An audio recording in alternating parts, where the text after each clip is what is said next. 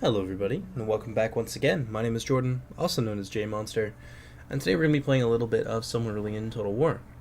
For those curious, the next live stream that I do will be a DAC campaign, and it appears that the Woodland Realm is going to take it. Currently they have about double the votes of the next nearest competitor, so it looks like we'll be playing as the Woodland Realm, which is pretty exciting. That's one of the factions that I was really hoping would kind of come out of that on top, and they did. So yeah, that's good news for me. But how are you guys doing today? Hope you're all having a wonderful weekend. Hope everything is nice and mellow and not too crazy. I think I've had a little bit too much craziness lately, so it's nice to be able to There are just experts. Unwind a little bit. So to that end, we're gonna play some Silmarillion, play some good music. We're gonna have some fun.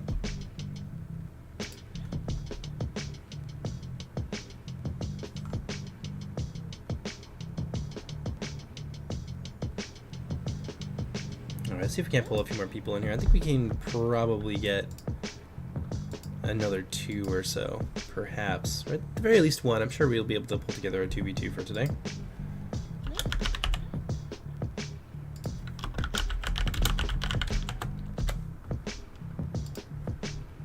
There we go. So we're going to play standard budget, 14k.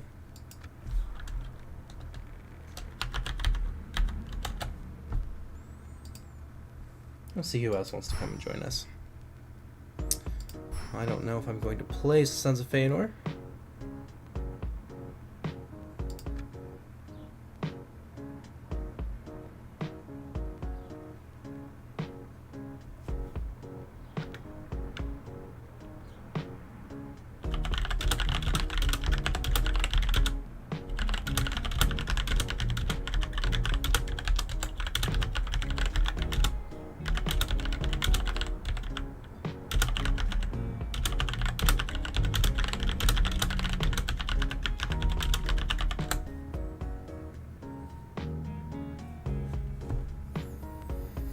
Who are we going to play as today? I don't know if I want to play the Easterlings. We could play the Easterlings. I haven't really done too many Easterling battles yet. Let's do that. We're going to be playing alongside Angband. I think we'll complement each other pretty well. There's lots of chaff in both the Angband and the Easterling rosters that we can use to pretty great effect. So I think we're going to bring some Ravagers here. They are Lock Morale, and they're Falk's shock units, so they have really, really good charge for their tier.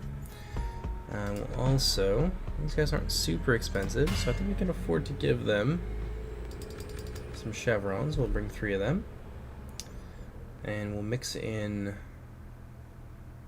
let's say, a halberdier and 2 detachments. I do want to economize a little bit, because I want to bring a lot of really scary infantry. Bring a bunch of them, horse archers, salamandrine guard. We can conceivably actually bring 3 salamandrine guard if we wanted to. We are going to need a good, sturdy general's bodyguard, however. Let's see here. What else could we bring? We're going to drop that. Why don't we just bring another 2 full units of halberdiers? We're basically doing that by having an attachment plus an extra unit anyhow. I think that'll do. Not a lot of skirmish power, so let's see who we're playing against. We are personally going to be fighting against the House of Finarfin, so we might need... I need to reevaluate this a little bit. Because we are going to come under a lot of pretty intense skirmish fire. Who just joined us? Wow, what do you know? Maybe we'll be able to fight someone new instead of the House of Finarfin. But if we were going to play against them, because they're so missile focused and like really static, I'd probably bring a lot of like the well-shielded units from the Boar tribe instead of focusing really heavily on the Ulfang tribe, which is what I was intending to do and going for like an overwhelming number of really hard-hitting infantry.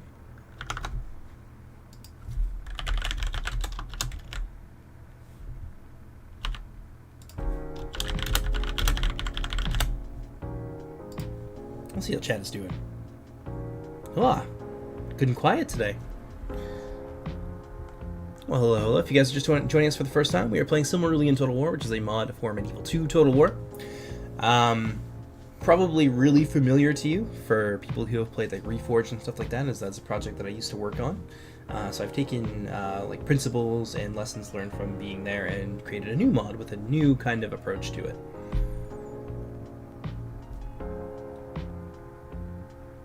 Let's see if we can't get that sixth person in here. Then we can have a really nice 2v2. Or a 3v3 rather.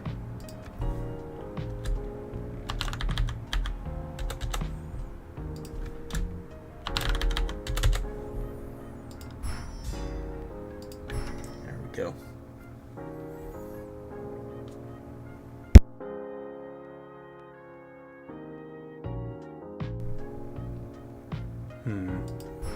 Just need one other person. This is, by the way, the public build. So this just came out a little while ago. So if you guys are curious about the mod and you happen to own Medieval 2, I will send you a link to our ModDB page. Doesn't take too long. It's just an all-in-one. So you take that, you pop it into your mods folder, and you run it from the bat file that comes with what you'll download. I'll pop that into the chat here for those of us who haven't played the mod or are curious about the mod. Everything you could possibly need to know is on our ModDB, and that is the link directly to the file, so feel free to come on and join us. We'd be happy to have you.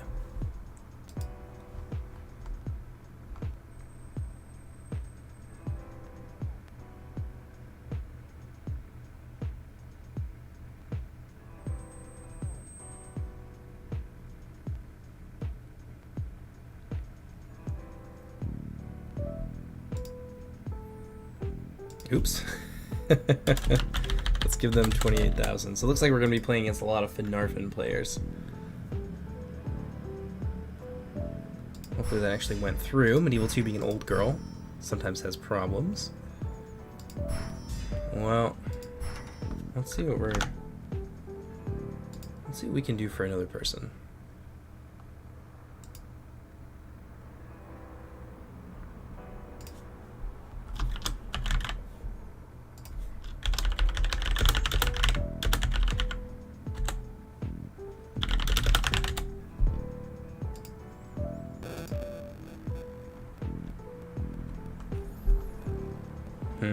Well, in the meantime, we'll try and build a tentative army against probably the House of Finarfin. If they're going to go double Finarfin. Oh, no, we have Doriath instead. Oh, they're switching around.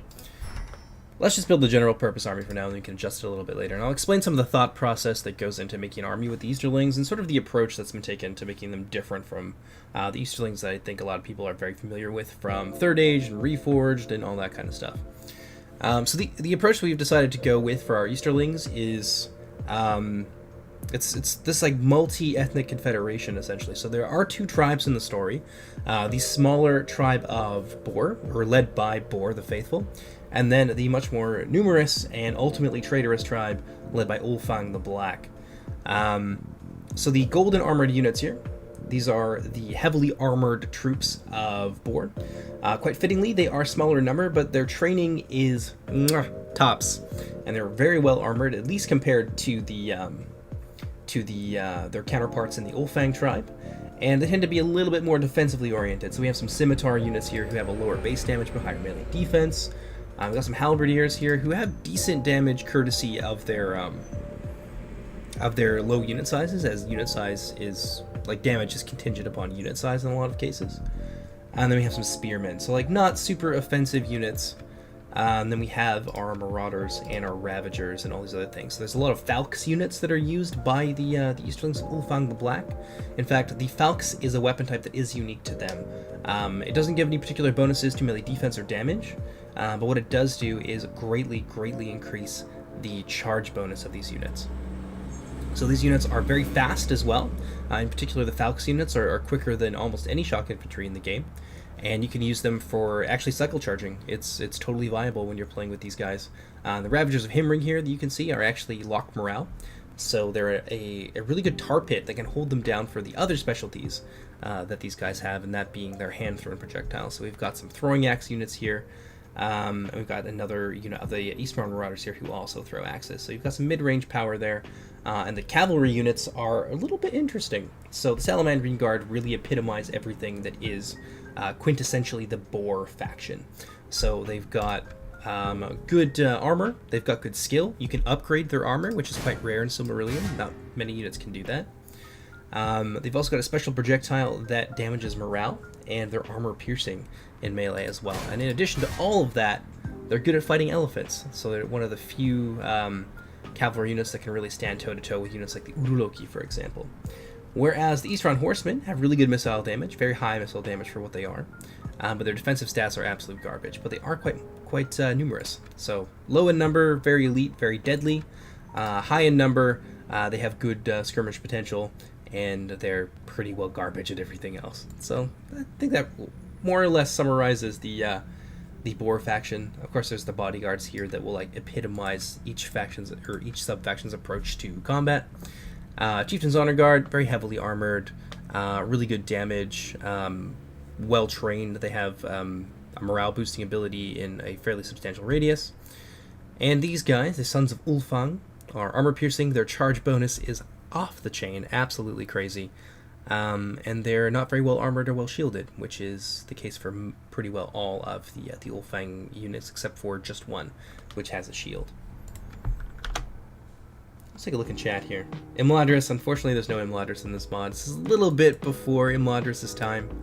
The High Elves definitely exist. We have several Noldor factions, and one of them will be coming to a YouTube channel near you very, very soon, that being the House of Fingolfin. It is finally complete, aside from one legendary company, which I've yet to make.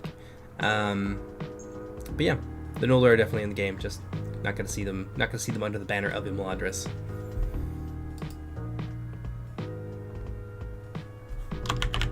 So I do have someone who will be coming by shortly.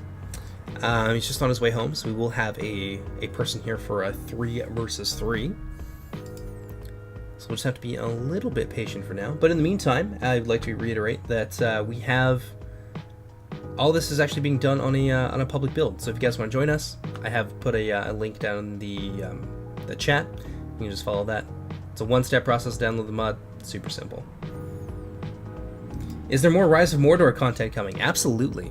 I'm super interested in Rise of Mordor. I think it's a great mod, and there's also a sub-mod that further expands the faction. So if you watched my review on the new patch, one of my criticisms was that there wasn't really a whole lot you could do in terms of build diversity. You're pretty one note because some of the factions, especially the new ones, are about 50 to 60% done. The new Rise of Mordor, not new Rise of Mordor, but the sub-mod that people have been working on that's going on concurrently with the official team, it really diversifies things a lot. So absolutely you will be seeing more Rise of Mordor content in the future.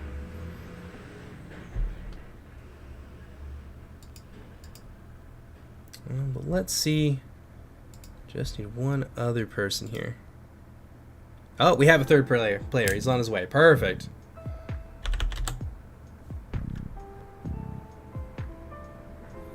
Yeah, so we'll be able to get this started pretty quickly, and then I can start building an appropriate army.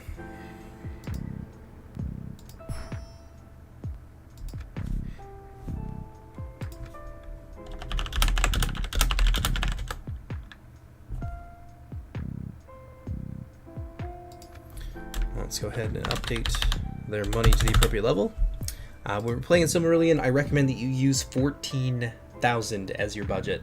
It's very generous, and it will let you do a ton of stuff. Anything beyond that, you're kind of flirting with maybe making the Elven factions in particular far more powerful than they are intended to be under regular circumstances. As the more money you have, the stronger those factions tend to become. There's a little bit of diminishing returns for the orcs when it comes to really high budget armies. So something to keep in mind.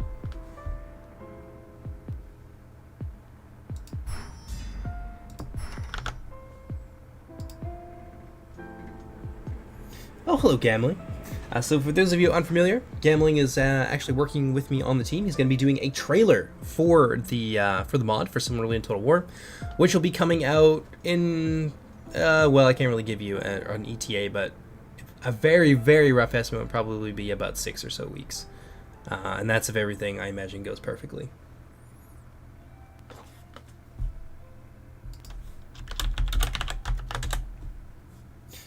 But yes, gambling. I would love to do some Rise of Mordor matches over the weekend. It just depends on what kind of time I have, just because I have some familial obligations this weekend. But we'll definitely try and get some stuff in, and if we do, we'll stream it. There we go, our 6th person. All right, let's see what he is going to bring. Feanor. Ooh, that's a real grudge match, isn't it? So the tribe of Ulfheim was actually sworn to the Sons of Feanor, and they betray them at the Great Battle of the Nirnaeth Arnodiad, which was a disaster for the Free Peoples in Beleriand, and basically sealed their fate throughout the rest of the war, which put them very much on the defensive, losses that they weren't able to recover from. So with that in mind, a lot of the Falcons units actually have bonuses versus cavalry to sort of represent this animosity, and also to give you options to play a full Ulfang army if you want to, as they don't technically have any spearmen. Let's see if he sticks with it. If he does, then I will build like an anti-Sons of Feanor army. Or I'll do my very best at the very least. So, I think what we'll do, some halberdiers here. We're going to give them extra damage. So, attack upgrades. They say that it only upgrades by 1. Like, visually you only see it go up by 1 point of damage, but in effect it is actually 2. So we're raising that damage score from 12 to 14, which is massive. That's crazy, and we're going to get bonuses against cavalry with these units as well. So the Sons of Feanor will do well to stay far, far away. We'll also bring some Clan Guard here, as they can fight pretty well on tier with the Elven Infantry from the Sons of Feanor. Have some Spearmen as well, try and chase them down. Ravagers of Himring are fantastic.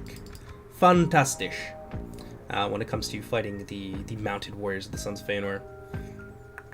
Salamandrian Guard, I think, are pretty well the most important unit in that, and we can pair them with the Warband of Lothlan and chase the Sons of Feanor all around the battlefield. There's not a whole lot they can do about it. Wardens of Lothlan, also important, although maybe not so much in this matchup. I think Easterling Horsemen will be a good pick. Marauders here, again, not bad. And we will have enough here to bring a unit of spears, but do we want to do that? Or do we want some Chieftain's Honor Guard or something? That's not a terrible plan.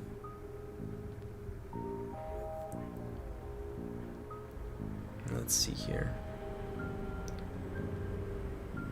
I think that's about all that we can conceivably afford. Nope, that's not true. We can bring ourselves a detachment. Thank goodness. And this is why detachments are a thing, to help you round out your builds and spend some of that extra money at the end. I know we've got 3 foreigns left. I'm sure there's somebody out there whose eye is twitching, but honestly, I get used to it at this point. I'm inured to the uneven numbers of florins left over, and I'm sure he'll get over it as well. Let's see. Is he still being Feanor? Looks like he is. Well, that's a pretty decent Sons of Feanor army, or anti-Sons of Feanor army, except for the Chieftain's Honor Guard and the Clan Guard and the Marauders. Most of our infantry and about half of our cavalry are anti-cavalry in some form or another, so that's particularly good. Still, fighting their knights is not going to be easy, but we will have lots of options in terms of like layering ourselves up and also supporting our cavalry on the wings as well. So the Salamandrian Guard and our Easterling Horsemen here are all real good horse archers. Accuracy is decent on both of these units, and the Salamandrian Guard actually have a morale shock ability baked into their projectile. So, oh, I should probably shut my mouth. Oh, what do you know? I'm not the last one. I'm not the person that everyone's waiting on for once. Feels good, man.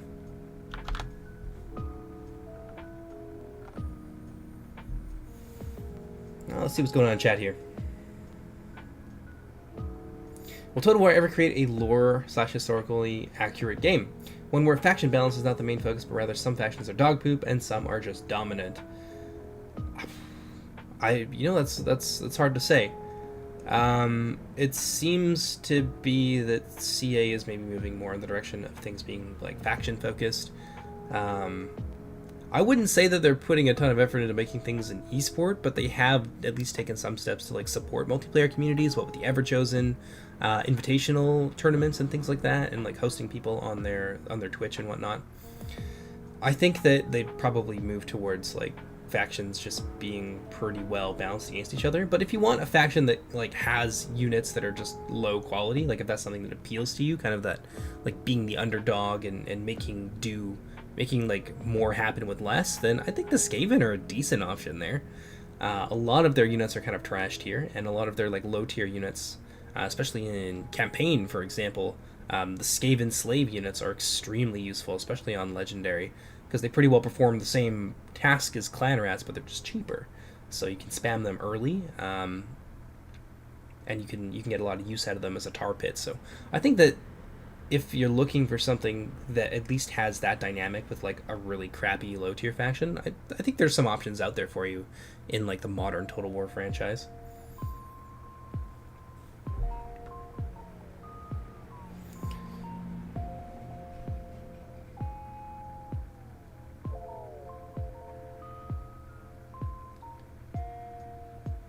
Can you have those 3 leftover Florins? Absolutely.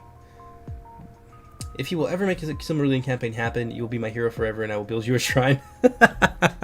Well, you should prepare your shrine, because we are definitely working on a Silmarillion campaign. That is absolutely an end goal for the mod, is to have a functional campaign and a well-balanced and functional multiplayer. It's supposed to be a well-rounded experience, something that will stand the test of time, because it's not likely that we're going to get either a Medieval 2 remaster, I would say, in the next 5 years. I would be shocked if that happens.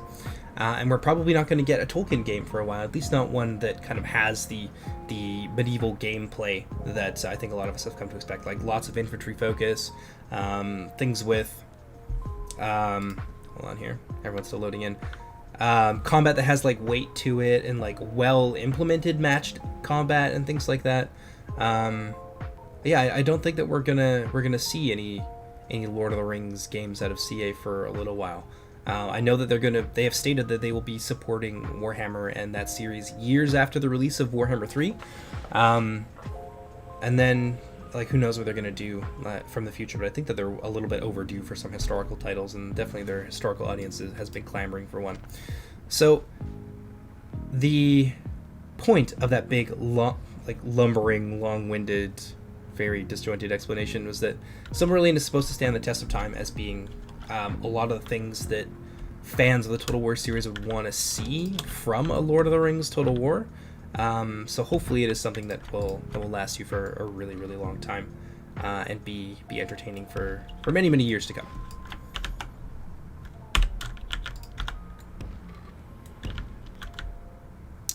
Let's see.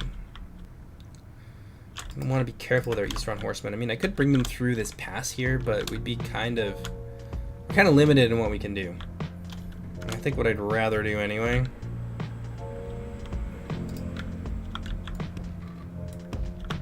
put these guys in the loose. There we go. But I think what I'd rather do anyway is just block this off, just simply with a unit of spears.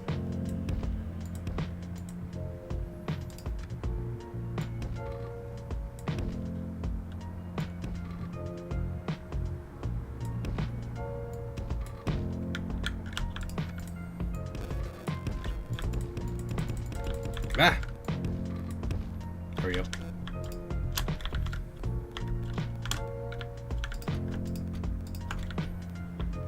This will be kind of our offensive spread here. We need these 2 units. Keep this one in reserve.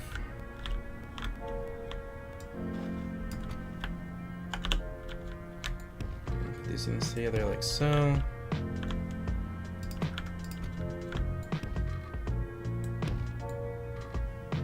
Them just a little bit behind the line, like this.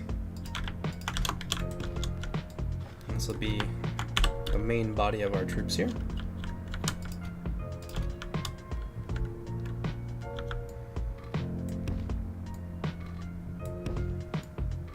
Put these guys in there to help block that off a little bit more.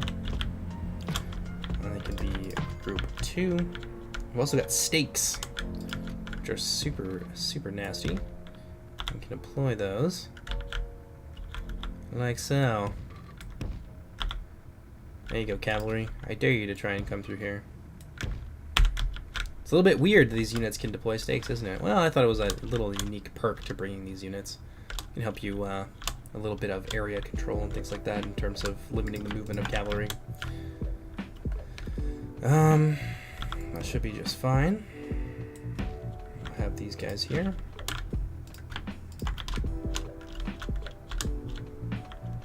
see what our allies have brought. So Angband. Artorias promised me a new and shiny Angband composition, so I want to take a look at that real closely. Looks pretty standard to me. Guardians, Wretches in reserve, more Guardians, lots of Halberdiers, and Spearmen. And let's see what Tolian Gauderoth. What do they bring with them today? Some decent units. Ooh, a Mangonel. Make their enemies come to them. Always a nice thing to have is Tolian Gauderoth, because sometimes walking into furious amounts of arrow fire, especially against the House of Finarfin, can be catastrophic for this faction. Oh, 2-Throng Sheik. What do you know? He's busting out the double Throng Sheik build today. Did change the red price recently, so that would become an option for people. Alright.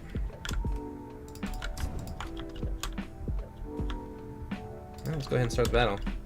Let's see what chat's up to. Is this on huge unit scale? Yes, it is.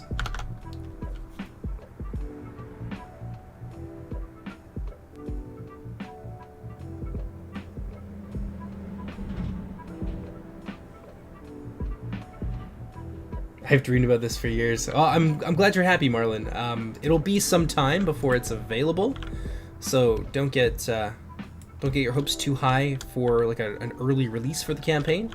But it is being worked on. I know that the map has had a lot of work done on it by our team, so that's always a good thing. I think we'll move ourselves ever so slightly over this direction. We'll have our Marauders kind of come in here. This way we're a little bit closer to our allies. We can support them if at all we need to. Move our cav this way. Let's see. What kind of scary stuff should we expect from the Sons of Feanor? What I'm expecting, and what tends to happen in this map because of this big roadblock, like nobody wants to move through here because as soon as you come to the other side, you're super exposed.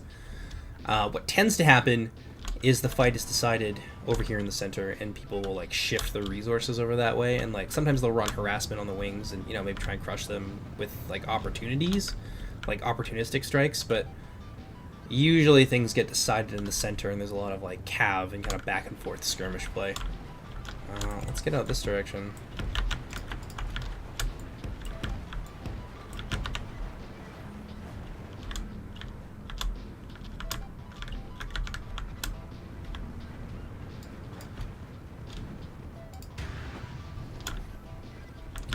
Here, we're gonna be right alongside our allies. Well, let's have these guys run. Can I hit them from here? Where's the second unit? Get some enfilading fire into those units. Riders of the Pass. Yeah, we'll focus on them. It's a lot of cavalry. Have these guys spread out a bit. Oh, I told you guys to run.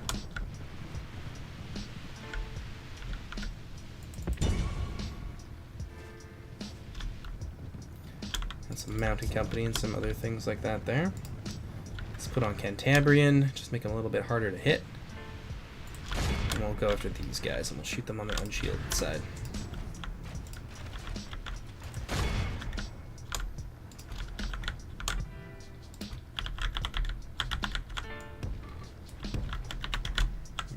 Go over this direction. Now the thing to note about the Easterlings is that we don't actually have like foot skirmishers. Yeah, we really do not. All we have are I don't want to waste my Salamandrian Guard on foot archers. We can definitely do that just fine with these units here. So let's pour some fire into these archers and try and save our Salamandrian Guard because we're going to need them for sure. But yeah, as I was saying, the Easterlings don't have foot archers, but what they do have are some enhanced mounted archers who have the same range as foot archers, so that's a scary thing that they can do. Let's bring them over this way, just slightly out of the firing arc of those archers. Oh yeah, we're gonna give it to them there. They're in close formation as well, so they're going to take a beating.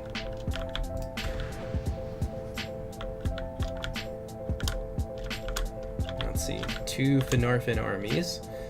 They're going to be pretty static, and we have all the tools necessary to come to them, so I don't think we need to be too aggressive in this case. I think that we have plenty of tools to outlast the ammunition of Nargothrond, and our ally, of course, has a Mangonel, which can be a bit of a pain for the Elves of Nargothrond, to be sure.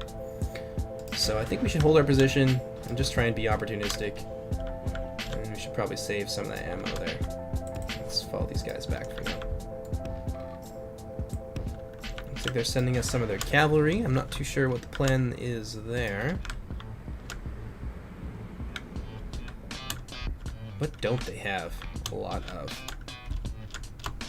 Well, I kind of have a plan.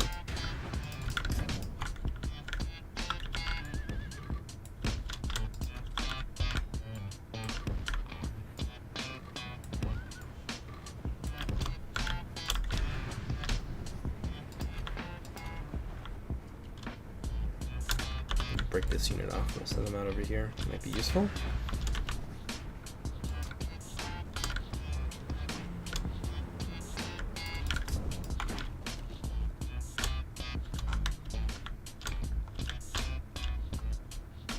I'll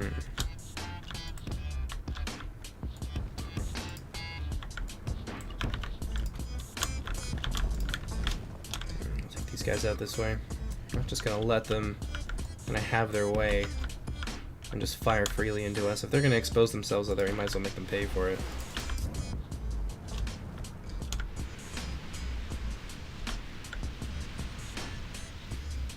Yeah, they want to thin out my Ravagers, which is fine.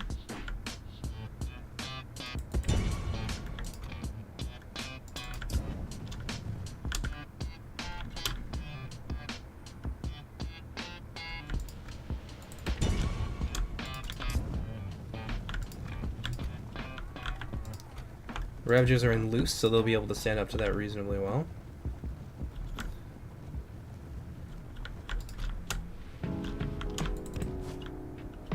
Won't have them fall back there. I'm getting a little bit too close.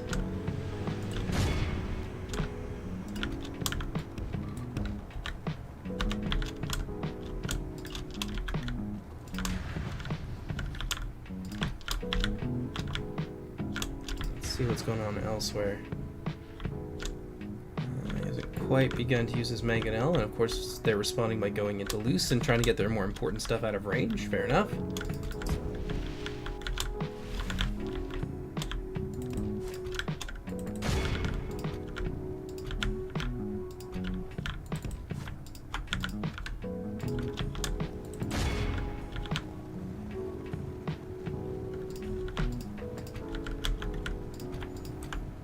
Force archers, and then we'll shoot them as they begin to turn around, so we'll be able to negate their shield value.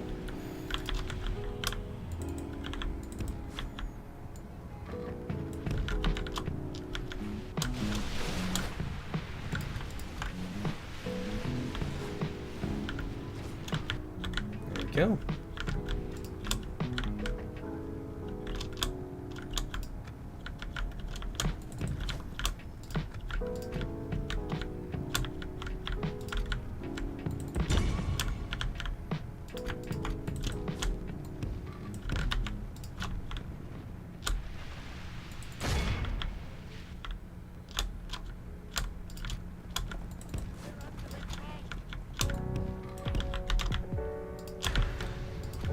We've got the troops in place.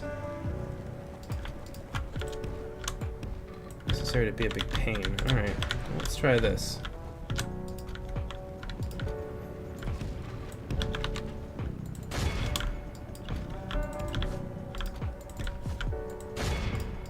Cool, let's draw them in.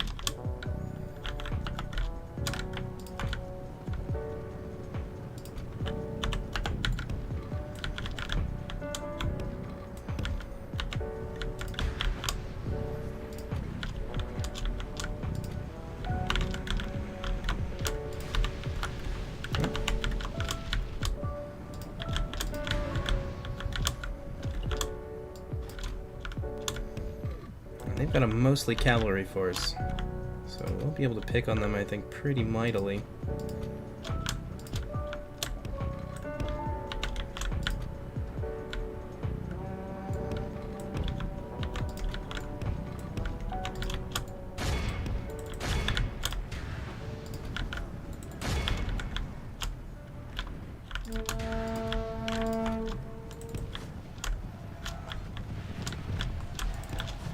Yeah, see, I didn't think they'd be able to stand up to this. They're definitely picking a fight that they didn't really have the troops here to win.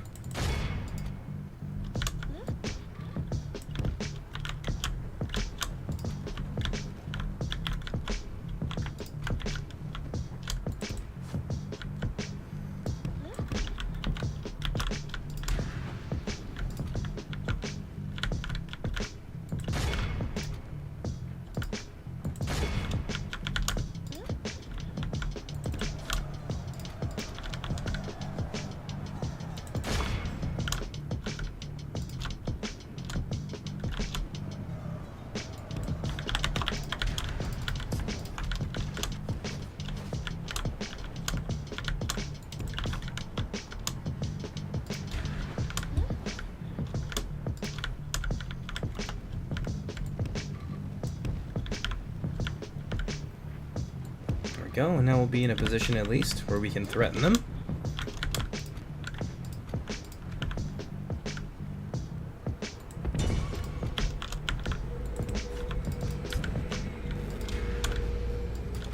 I really don't like the latency here. It is kind of stopping orders that we give. It's like delaying them, so I have to hit buttons twice, which I don't enjoy.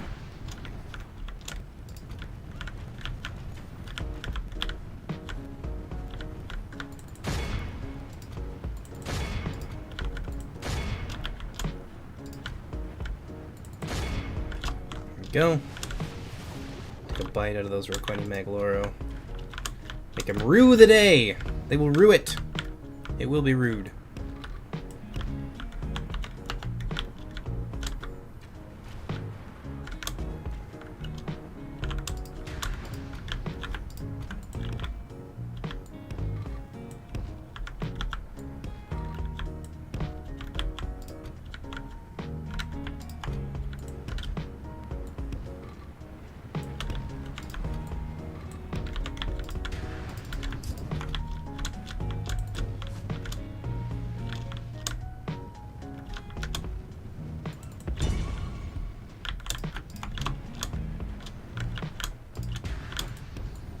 We got the Sons of Feanor cowering in fear, which is always fun to watch.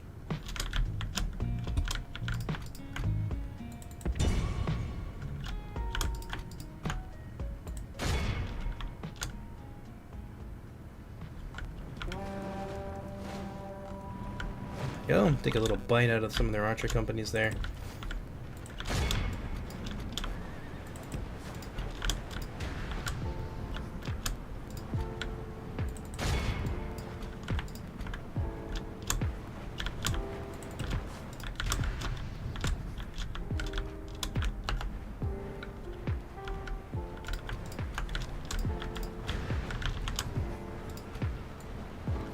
Oh wow, we're gonna get the Archers of Nargothrond to waste some of their ammunition on units with 9 shield value. I'm happy to let that happen.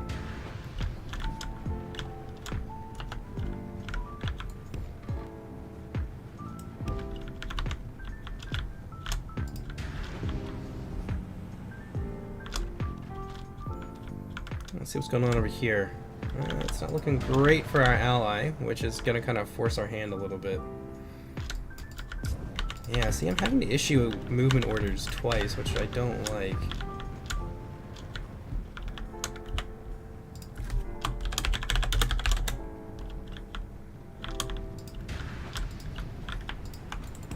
Well, come back, boys.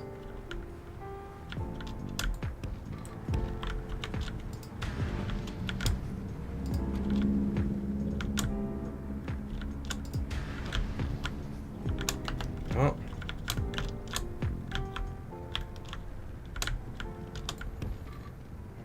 Let's begin our advance.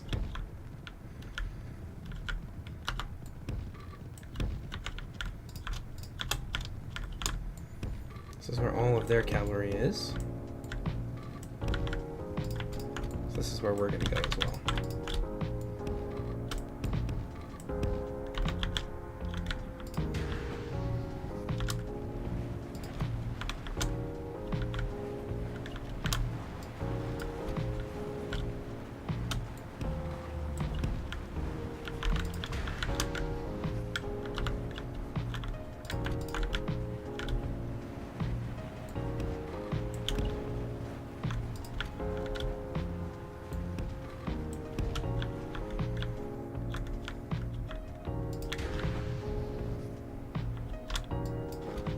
Who told you to go over here?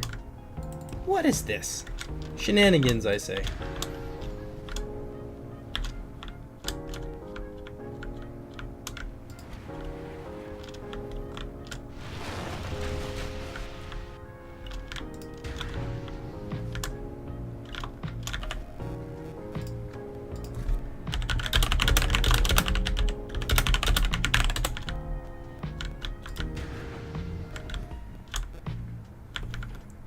Bukarana's out here. Okay, so it's nothing special. Just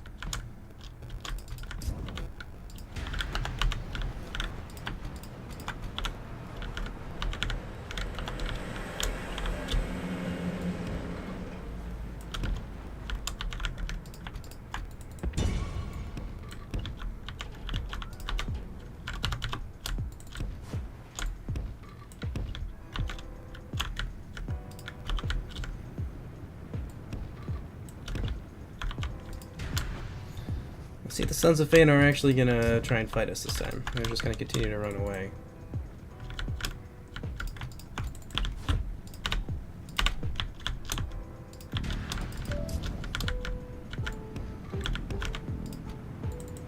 I'm gonna catch some marksmen out. That's always nice.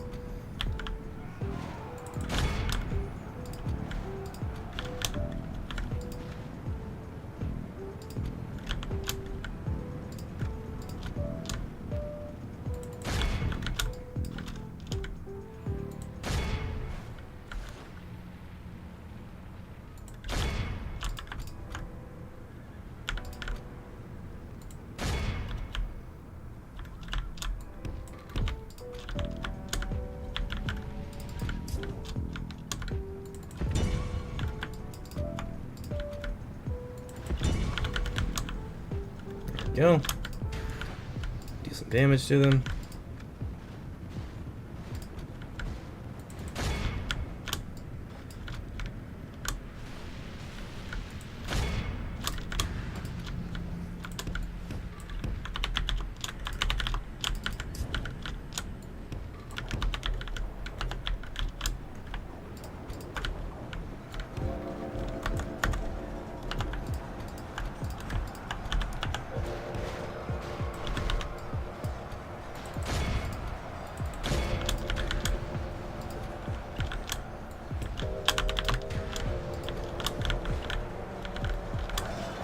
See, they're nice and exposed out there, so we should be able to get some good shots off on them.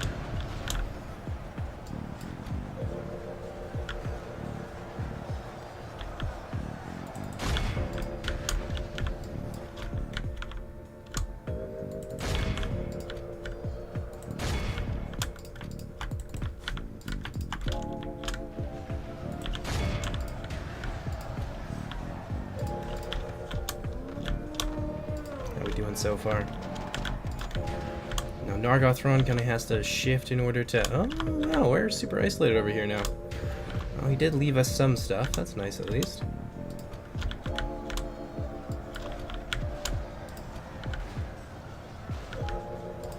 Salamandrines. Now engaged. Let's go pick on the Riders of the Past. They don't really stand a chance against these units.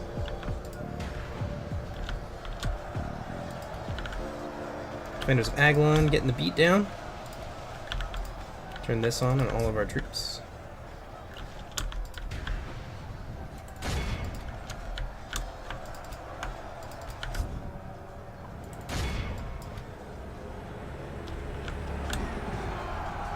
What do they have in there? Just horse archers? We should actually be able to extract a pretty serious toll from them in that regard. guys are kind of needed over here.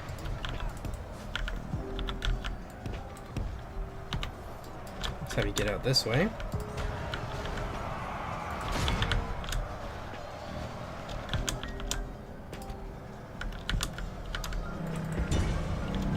See if we can't get a piece of them.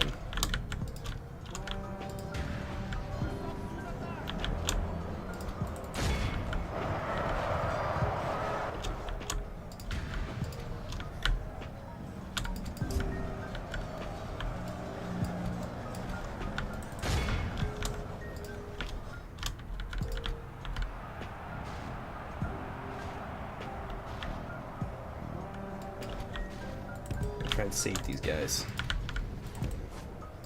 No, I don't think we're going to be able to.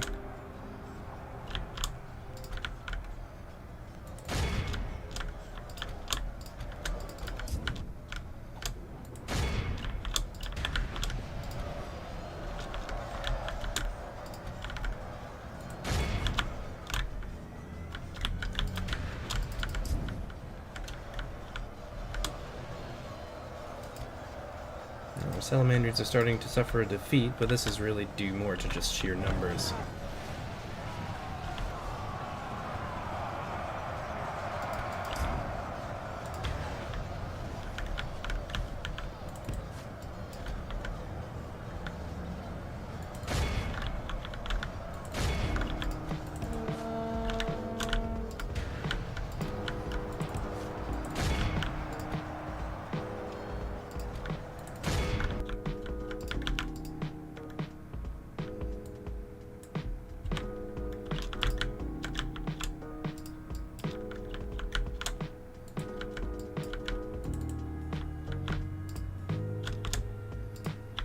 Get the halberds in there.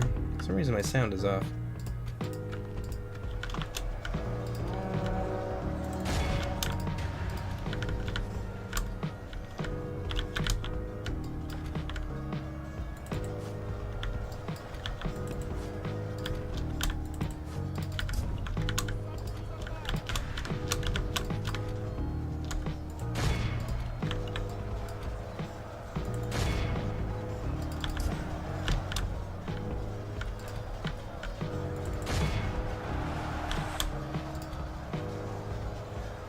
Well, we should be able to take a piece out of those hunters here, I think.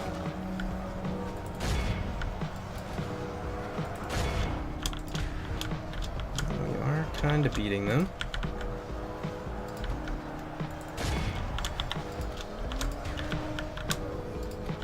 I think we're definitely going to win over here.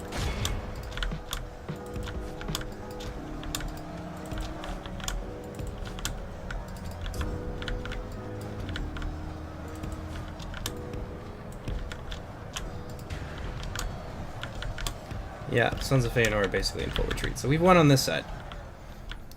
How is our allies doing over here? They seem to be doing quite well. Now let's take a look. 45-56, so I think we are ahead by about 9 or so %, but that's nothing to get complacent over, I think. Oh, that damn sound bug.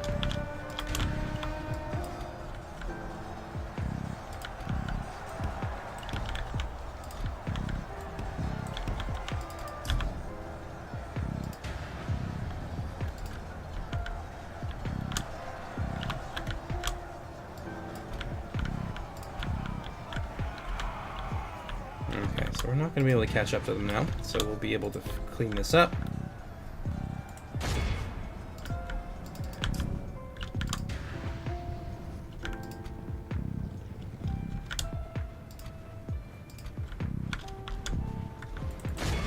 Have our salamandrines get in there, run them down so they don't come back.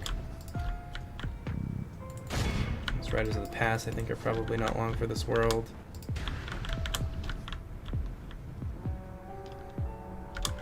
We need to now march to the aid of our allies. Start sending these troops over this direction, get behind the Angband lines and support them as best we're able. These guys are fresh, so we can run them. I hate having to press that button twice. I don't think I've said that enough.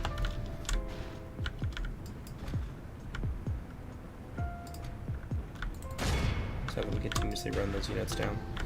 Now it's time to reform the line, as it were. Take all my halberds, put them there.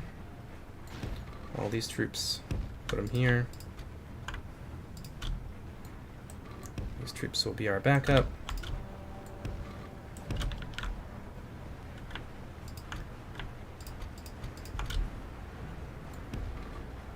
Yes. Nope. Didn't ask you for that. Reform them.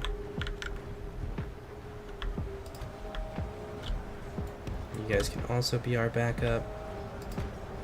And you can, of course, stay here. But yeah, we'll send some light infantry to the aid of our allies. At the very least, we can make up for some of the numbers that they're currently missing. Oh no, my salamandrians. That's fine. Artorias will wipe them out with his wargs. But yeah, we need to reform and get ourselves in good order. We can't just go at them all kind of half-cocked, otherwise we'll be in trouble. Oh no, the Mangonel. This Tolling Gauderhoth on this side. Did I say Artorias is playing Tolling Gauderhoth? No, I meant Urukai. Urukai is playing with them. I'm seeing some routing here, and that's bad. That's why we needed to hurry. Yeah. Well, we already have reinforcements on their way.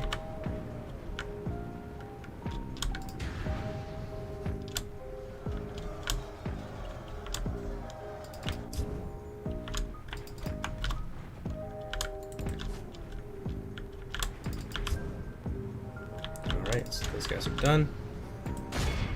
This guy actually has one. He still has ammunition, so we can still get the morale debuff. So we'll have to keep him in reserve, actually. Come on, guys. Everyone needs to run now. We need to run.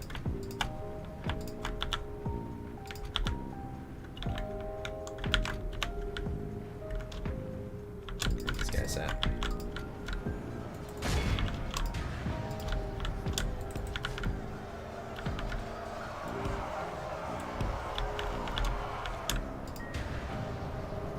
The spear guy can go ahead and zone out the cavalry, and we'll give these guys some much needed help, and that's going to be enough with the arrival of our reinforcements to start to break some of them. So the wardens there definitely need to be attacked from the rear. So let's go and attack them. You guys are all good to go. Let's put you in a group and start you on your merry. We'll rush to the aid of our allies.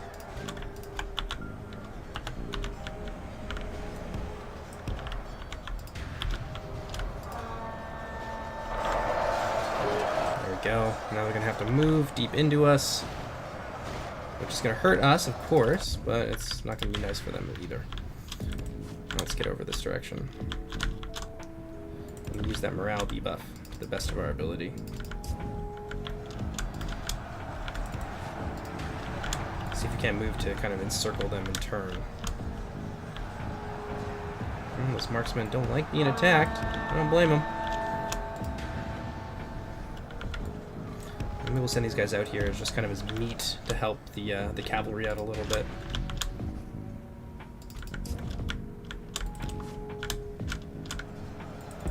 Have them go shoot the backs of those Nargothrond units, try and break them. Ooh, yeah, that's where all the nasty stuff is. I hope that he's on point here. Does he have Spear Guard there?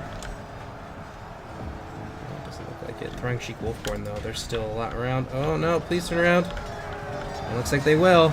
Those guys are going to charge headlong into Brace Spears. Now it's going to hurt, but it's going to be better than otherwise would have been, for sure.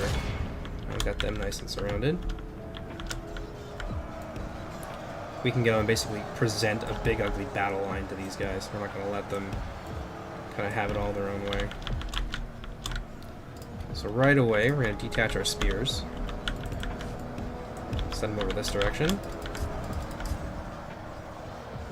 in there, those guys are going to break soon. Maybe a little bit of help from our one lone gunman will be enough to break them in a reasonable amount of time.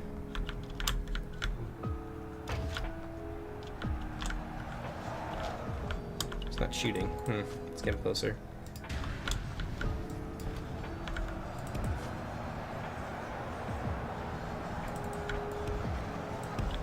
This guy's gonna need more meat over on that side.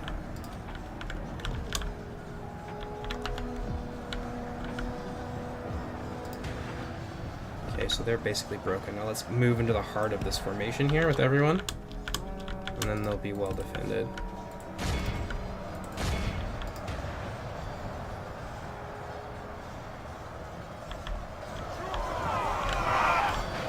Get our charges off there.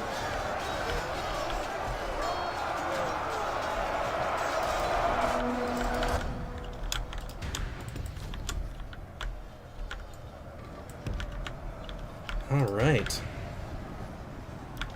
He's right, actually. He only did bring 5 halberds and, like... Or he did bring 5 halberds and only 1 high tier unit. I didn't see any trolls, no nothing. Looks like he just went pure orc fury. And it seems to have paid off, at least for the time being. I think these guys are on this side. A little bit late in the doing. It's gonna be a close one. It's reasonably close. We're like 20% ahead, but like still. The calculated aggression kind of paid off, and they ended up being surrounded, which I think was probably their biggest downfall here. And now there's just this mob that they have to deal with, plus having the huge numbers approach that he had. I think Tolan Gauderhoth has basically been wiped out by the elves. Like, it's just a nightmare over here for them. But they weren't able to defeat a serious... they weren't able to inflict a serious defeat on us and like really do a whole lot of damage, because I did have support, but I also had like a strong infantry and anti-cavalry force well suited to fighting the Sons of Feanor, and they just weren't able to really take advantage of some of the really powerful like units because we just had so much anti-cav. So it's a tough one. I think they did well though. Keep bringing these guys around that way. There goes the hunters. They're gonna break in the face of all of this. I would be surprised if the Repenting Magloro didn't break in the face of all this, but we'll see.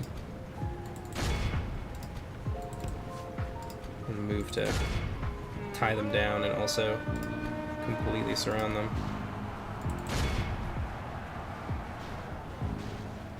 We might get a few of them.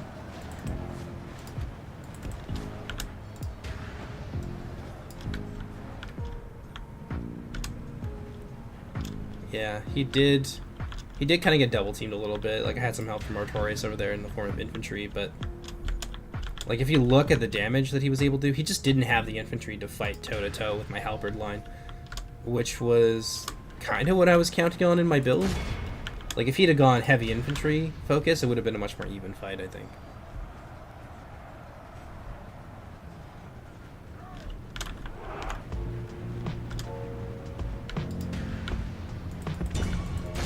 Just gonna attack move basically everybody at these guys. Like,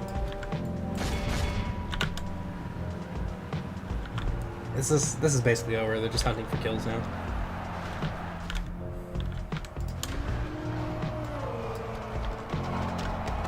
I wonder if they're gonna get out of there in time.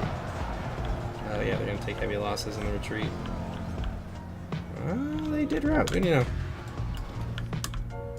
I'm just gonna attack move at this whole unit, because there's no way they can beat us at this point.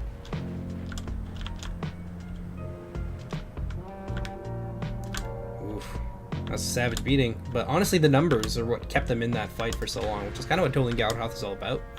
Using their cavalry in some sort of decisive action while their light and medium infantry kind of hold the line. Well, I wonder how their charge is going to stand up to Boar. We'll get a few of them. Oh, my one lone Salamandrine guardsman is in there. I managed to kill one of my Chieftain's Honor Guard. You monsters. How dare you.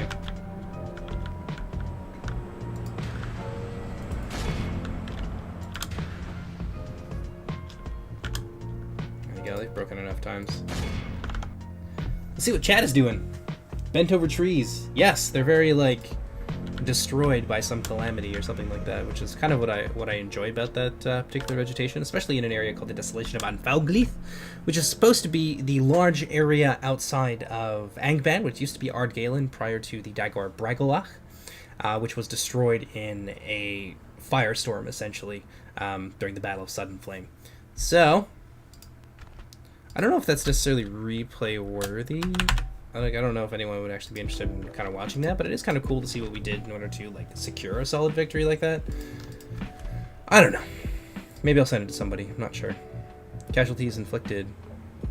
We didn't really get to kill a lot of, like, elves, but there also weren't a lot of them. Like, if we look at the Feanor army, it's 1,100 men, and we killed about 700 of those units. So, yeah, we didn't have a chance to really get all those big juicy kill counts. But look at that army from Artorias. That's actually really cool, and there's something to be said for that. 4,000 orcs is a lot, especially the Angband orcs, which have like good staying power, assuming you can like keep their morale level. They are vulnerable to shock, so if bad things happen, like your general dies, like that whole unit will evaporate, or that whole army rather will evaporate. So there are definitely downsides to it, as their morale buffing abilities are kind of tied to their higher end units. Like the Balrog's a really good one, the Uruloki have a minor one, and the Bulldogs sit kind of in the middle. It's an interesting one. Yes, very, very sad to hear about Ian Holm. 88 years old. The actor who played Bilbo unfortunately passed away today. So I don't want to say F in the chat because that just seems like I'm not taking it, with any sort of seriousness. But it's, spare a thought for the poor guy and his family. Oh, hi, Oliver. How's it going, buddy?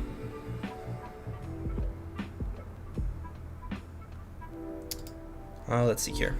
What time is it? I do have other things to do today. I definitely want to go for a run while it's still nice out. I think we probably have time to do one more. Why don't we do something a little bit different? We'll put things on large size, and we'll do the Baelor Haven. Or no, let's not do the Baelor Haven. Let's do...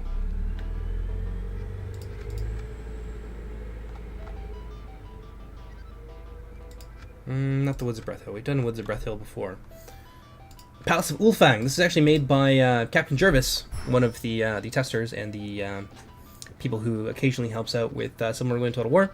This is a map that was made as the Umbar map. I believe he made it for Reforged, but we just really liked it, so we used it in this. Let's go ahead and try it out. It's a Cityscape. We'll see how it goes.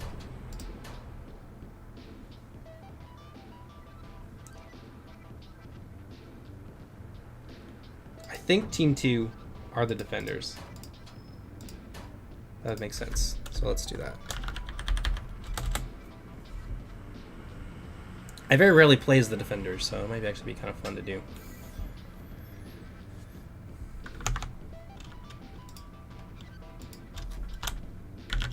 If we can pull enough people. If not, then we may just have a short stream today, and then we'll have another one later on this weekend for Divide and Conquer.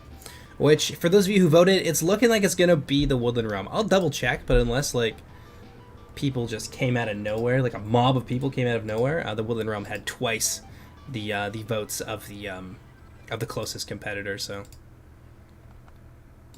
I'll take a look. We'll see what's there.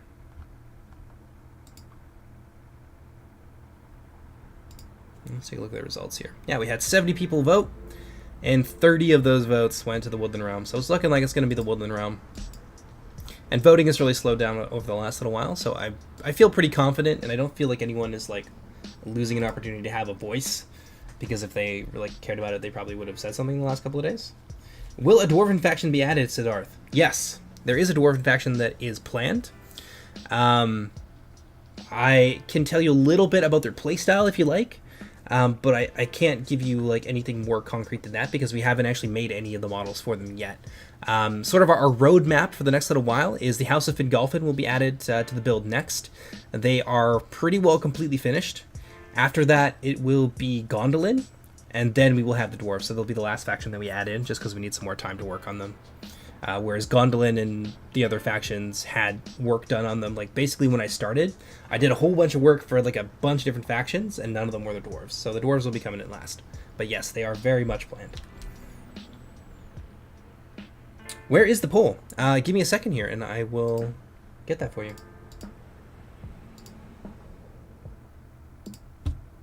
If you guys are interested in voting for a DAC faction that you want to see me live stream, there are 4 options there. The Woodland Realm, the Elves of Maladrist, Orcs of the Misty Mountains, and Angmar. Currently, Woodland Realm are the ones who are ahead.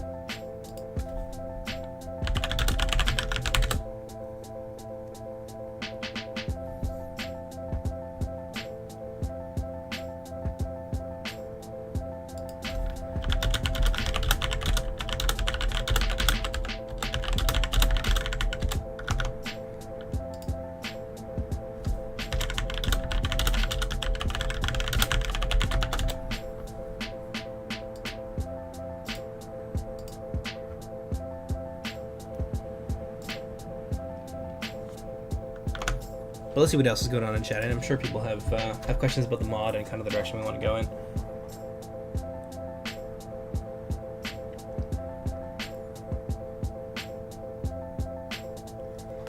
You've kind of got your finger on the pulse a little bit there, Siddharth, about what I want to do with the dwarves. There's a few things that I want to do to make them interesting, because I'm going to try not to go on a tangent, because I do that a lot. But one of the things that I really wanted to do with Silmarillion Total War is to make it demonstrably different than anything else that was out there. And one of the things that I've noticed that basically everyone does is they have slow-moving dwarves that are just super defensible, really infantry focused, and there's not really a lot to them. You walk forward and you try and grind people down and defend your wings and your rear from marauding cavalry units. That's basically the crux of playing as any of the Dwarven factions that you can name. So what I want to do is I want to lean very heavily on our detachment system. I want to take detachments of all their supporting units and break them up solely into detachments. You'll still be able to bring the same number of them, but you're going to be like micromanaging your second and your third supporting lines, and you're going to have a lot of choices to make there about, you know, where you want to maneuver fire, and you're also going to have some infantry detachments that you can use to try and defend them in order to like effect devastating flanking maneuvers and things like that. You will also have some unique artillery pieces, which will be important, and your artillery crews will be competent infantrymen. So between the ranged units and like fire, kind of figure out like where you want to focus your fire, there's a lot of choices to be made there on their second line. And then a lot of the Dwarven factions or Dwarven units will be a little bit slower, or they'll be normal heavy infantry speed. But they are going to have an increased charge distance, which basically means that when a unit comes within the charge distance, it might be like 20 or 30 meters or whatever it happens to be. I haven't decided on the details just yet. Whenever they come within that distance, you will be able to run at them. So that's kind of like the dwarves are natural sprinters meme, right? But I think that it gives them a little bit of contextual mobility so that they can like surprise you, but they can't like chase after you with like super speed for the whole map. You have to come to them, and then they can activate that kind of reactive charge distance bonus. So some of their shock infantry will be broken into detachments as well, so you can use them in like a more offensive role, be it like hunting down units on your enemy's own back lines, or using them to defend your wings while the kind of main line grinds people down. That's a few of the things that I want to do to make the dwarves a little bit different. So hopefully it goes well. We'll see once we get to that point, though. Yes, I want them to be more aggressive, and I don't want them to be super passive. So it's very common in a lot of mods where the dwarves can just sit back and pound you with artillery and hide behind a wall of spears and whatever. They will still have like a wall of spears, and they'll still have some unique artillery that won't necessarily be like the greatest artillery all the time always, but it will certainly have situations in which it can shine and be powerful. They will also have, it's not a mortar in the sense that it's powered by gunpowder, but I do want to have some sort of indirect fire siege engine that they can use, that kind of complements their battle line really well, because there's going to be a lot of dwarves piled on top of each other, like stacking themselves on top of each other.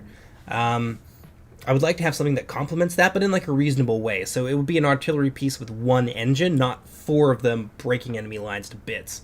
You'll have one, so it's like its impact is limited, but it still is potentially very powerful, and it complements their main line very well. Whereas when it comes to your second line and like moving for flanking maneuvers, you have a whole bunch of other choices to make with your second line there. Oh, people are probably wondering what's going on.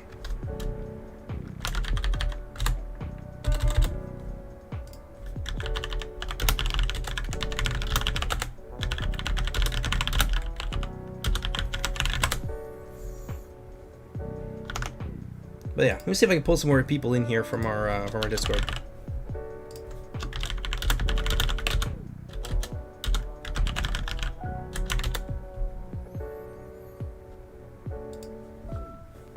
Give them howitzers. I have a few ideas on where I want that particular projectile to go. Whether or not it's going to be howitzers in the sense that it has like some sort of scatter shot, I haven't quite decided yet, but yeah, it is definitely something that I'm working on. Oh yay, we got another person. Huzzah! So what do you guys want to see played? I'm honestly, I don't care what faction I play. Is there something that like you think would be interesting in a in a Cityscape map, or just you haven't seen on the channel yet, or like maybe you're curious about if you just stepped into the mod. Yeah, let me know what faction you guys want, and I'll pick them up and we'll play them in this in a defensive Cityscape setting. Dwarves should be a good counter to orcs. I think they'll be pretty good. I am intending to give them like a pike, so like obviously that makes them very good at that sort of like standard like line fighting sort of deal. But because of how they stack their line, like their front line would, I think, ideally be stacked. The orcs do have mangonels, which can really make a mess of that. So I don't necessarily like the idea of a faction hard countering another one, although there are certainly factions in the mod that are stronger against other factions. Like Assyrian can do really well against Tolin Gaurhoth. It's not impossible for Tolin Gaurhoth to win, but because of how lightly armored and lightly shielded Tolin Gaurhoth is, the missile-heavy nature of Assyrian does give them advantage. So I think in the case of, like, let's say Angband versus the Dwarves, there's a lot to do there, because both of those factions have a lot going for them. Angband has a lot of AP, and they have a lot of damage and a lot of ways to like break up a Dwarven shield line, but the Dwarven factions also have pikes, which is like anathema to like all things infantry if you don't have some sort of counter to them. And then both sides are going to have crossbows, so I think that'll be a really interesting match. And I think it will come down to a big infantry fight, but I think there's going to be a lot going on the peripheries that will kind of be decisive there. So yeah, it'll be interesting. Oh, and another thing, the Uru Loki aren't nearly as useful against the dwarves because of how heavily armored and shielded they will be. So that's a big ace in the hole for Angband that normally works very well against the Elven factions that aren't Noldor factions, that they can't really make a whole lot of use out of, at least not in the traditional way. What's Azagul's bodyguard going to be like? As I mentioned earlier, Joseph, I don't have any details available for the dwarves in terms of like concrete 100% things of what their roster is going to look like. I have an idea of how I want them to play, and I will build things around that idea. But there will be some more previews available in the future. But our roadmap for the time being is the next faction to come out will be the House of Ingolfin. They're basically done. If you guys want to see pictures of them, they're on our mod DB, and I can pop that in the description for you there. There's a couple pictures that haven't been posted there that are exclusively available in our Discord. And you can find our Discord in the description of this video. But there's our mod DB. But the House of Ingolfin will be next, and they'll probably be shown, I would think, in the next 2 to 3 weeks. And then will be Gondolin. So Gondolin is probably about half done, I would say, or like maybe even a little bit more, like 60% done. And then the dwarves will be the final faction that we add. So it's hard to say for now. Will there be an auxiliary system in the campaign getting access to some Easterling units, for example? Absolutely. I want to make campaign as dynamic and interesting as possible. So Silmarillion right now has very focused rosters, right? Do I want to be the Sons of Feanor in this? Let's be Doriath.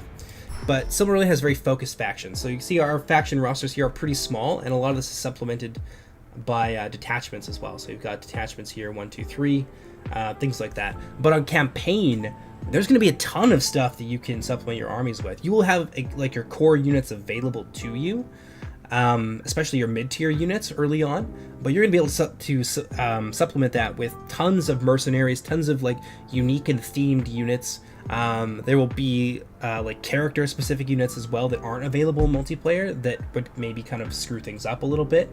Doriath, for example, will definitely have a cavalry unit that's like multiple HP. It's a spear cavalry unit. It's got a lot going for it that in multiplayer maybe doesn't fit Doriath as much. We were testing it out, but it's not available on the public build. We're going to continue to test that in the future, but that's just one example of something that isn't currently available in multiplayer, but will definitely 100% be in campaign.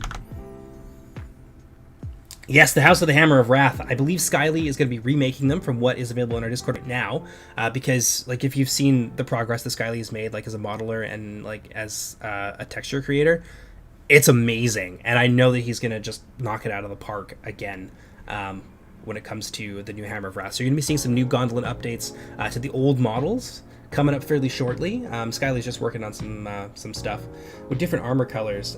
There will be lots of area of recruitment units for sure. But let me just quickly throw my army together here. My poor teammates are probably wondering what the hell's going on. defensively like this, we might be able to... Who are we fighting? Who are we fighting? Assyrian. Okay.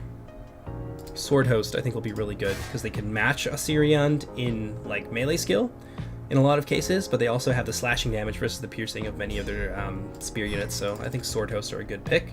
And they've got good armor and shield that'll protect them from missiles. Rangers for sure. Spear Host, yes.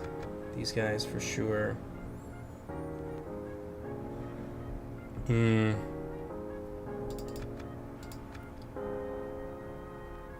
Shield bearers are nice. Oh, one of my allies left. Well, we'll wait for someone else to rejoin us. We'll see what happened.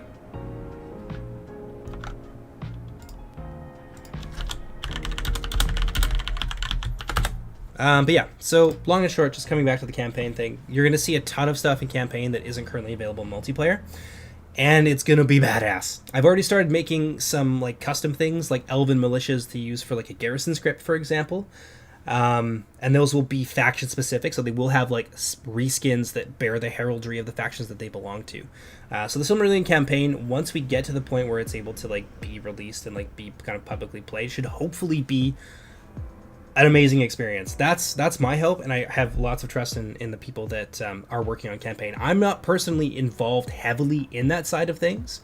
Multiplayer and some other things are really my main concern.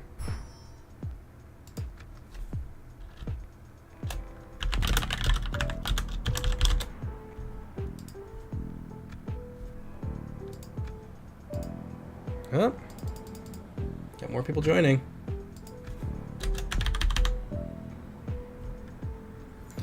Oh, what do you know? We'll get a 3v2. That'll be fun, eh?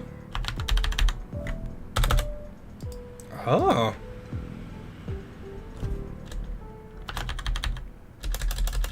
Okay, so 42,000. I think we can make this work for these guys. So, as I said, the Elven factions tend to get stronger the more, the higher your budget goes. So the more money there is, the more like really devastating stuff that the Elven factions could bring. So there's like a kind of a power drop off at higher funds for Orcish factions. So that'll be tough for our Angband ally there. Oh, okay.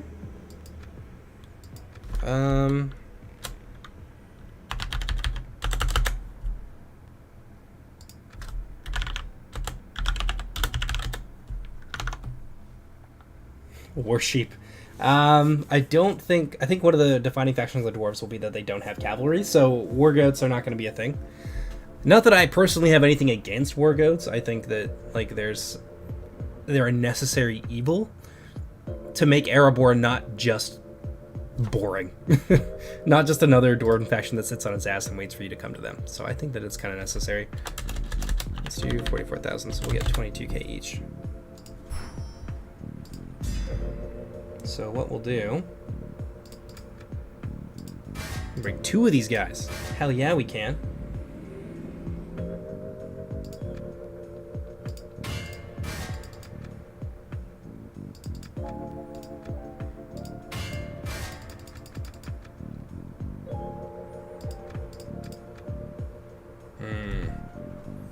Might be important to have a unit of cavalry just in case, because you never know.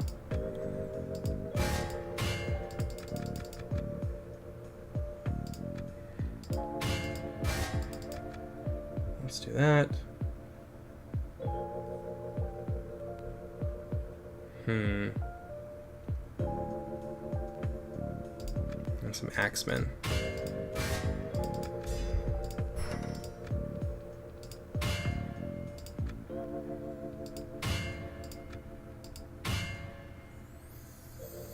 We almost have too much money. I don't even know what to do with all this. Let's see here.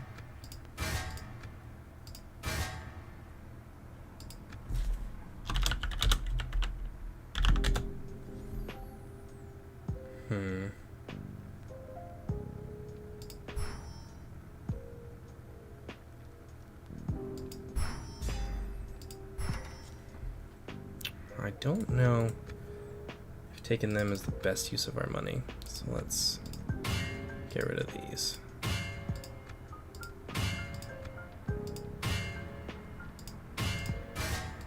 guys actually upgrade for peanuts. One of the cool perks of being Doriath is that you can upgrade your high tier axe units for exceedingly cheap. So we're gonna do that. I don't know how else we'll be able to spend the rest of this, so there we go. Maybe an artillery piece is a good idea.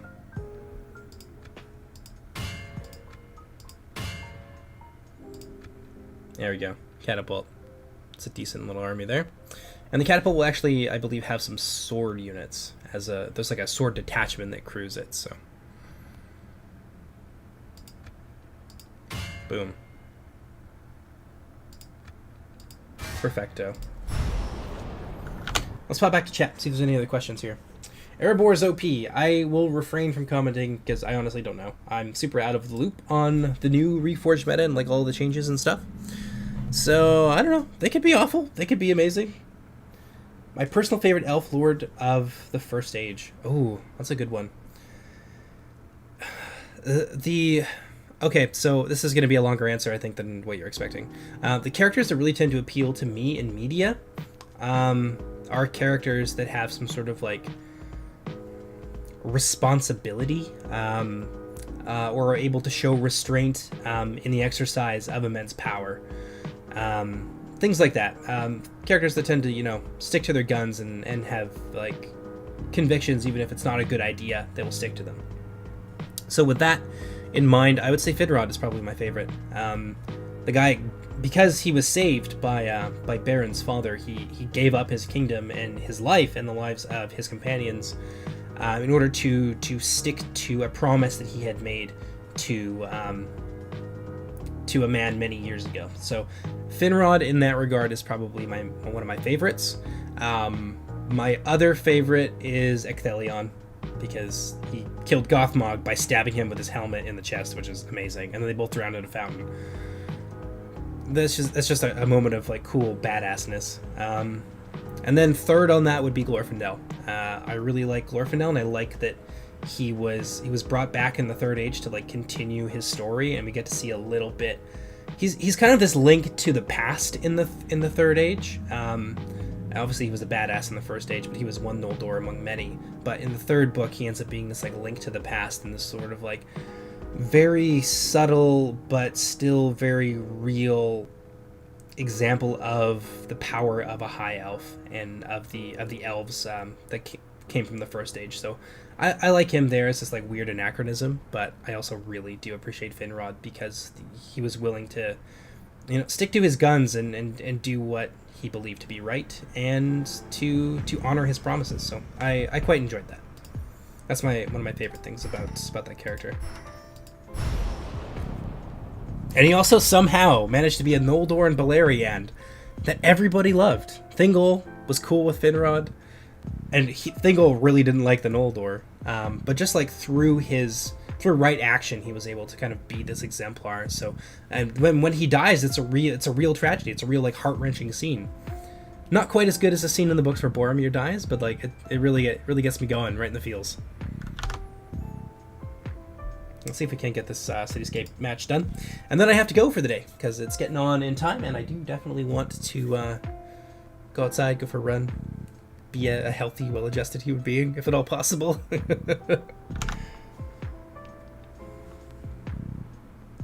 Ecthelion is definitely a badass. There's really no... Maedhros is also a really good character. I find that the Sons of Feanor that actually have personalities, so... aside from like evil mustache twirling jerk like Celegorm and Curufin, Maedhros is probably one of the more conflicted characters. Him and Maglor I think are the two better developed ones in the Silmarillion, and yeah, they're just really interesting. They're very conflicted. They're in some ways I don't want to call them a tragic hero, but I think that they flirt with being a tragic hero at times, and that they have this very heavy burden, this oath that was sworn in haste, and they see it through to the end. So like I find that, obviously for the reasons that I enjoy Finrod, to be a very compelling characteristic and part of who they are. So yeah.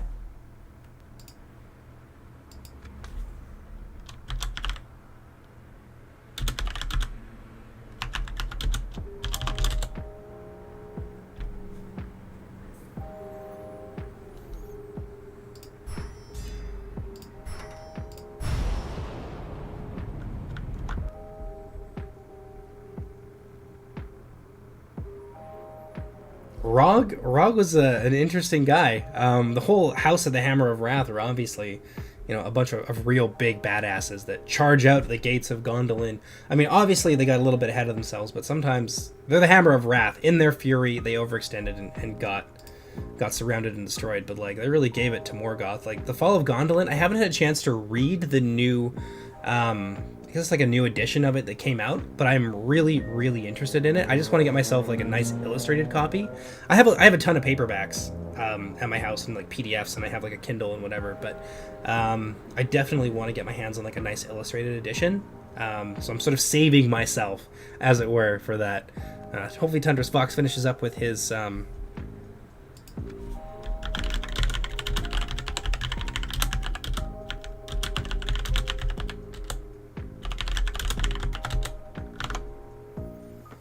Where was I? I was typing and I totally like.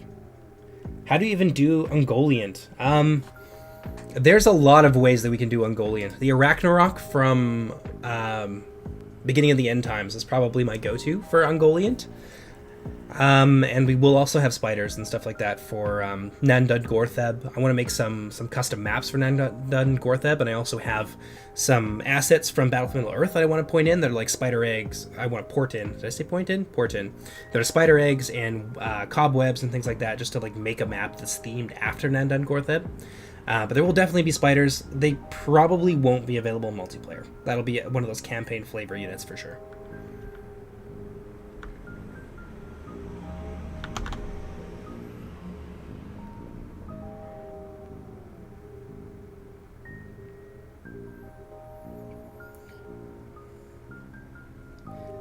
City of the Elves of Gondolin could have won if they all charged out of the city. My understanding was that they were kind of the words "besieged beyond hope" are used in the Silmarillion. So I can't confirm that, but I can't really deny it either, because again, I haven't read some of the new material that came out. So that's kind of badass. There's a lot of like moments in the Silmarillion that really like get you going, and you're like, yes, they can totally do this, but then something happens and it turns out poorly for them.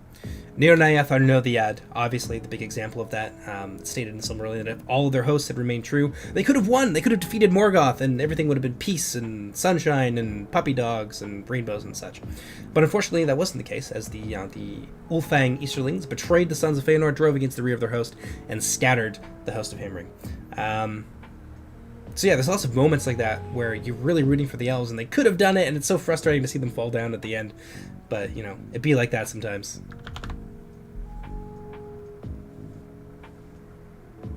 Will she have that sexy Shadow of Mordor model? I kind of found that to be a little bit weird. I mean, I don't hate the Shadow series, like Mordor and whatever. Making Ungoliant sexy was just weird. It's very strange.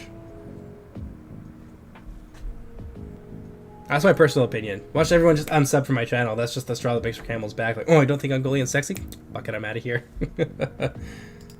Uh-oh.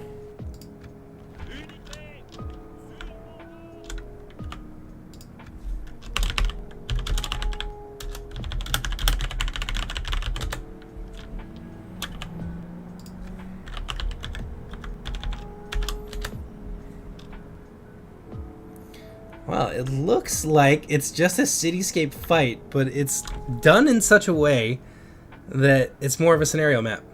Okay. You know what? I don't even care. Let's play it.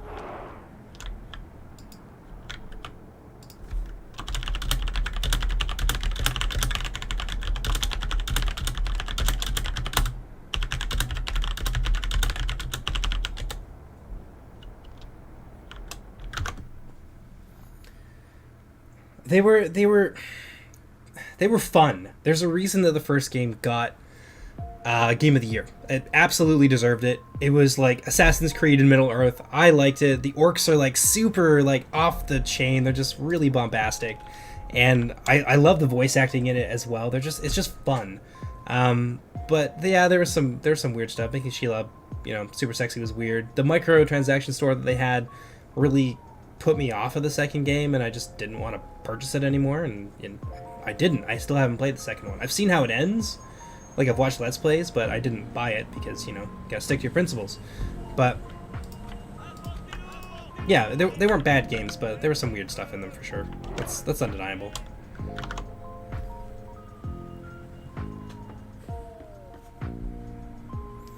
Alright, let's see what we can get done in this game. I fully expect to lose this, because we are quite heavily outnumbered, but whatever. Let's have some fun.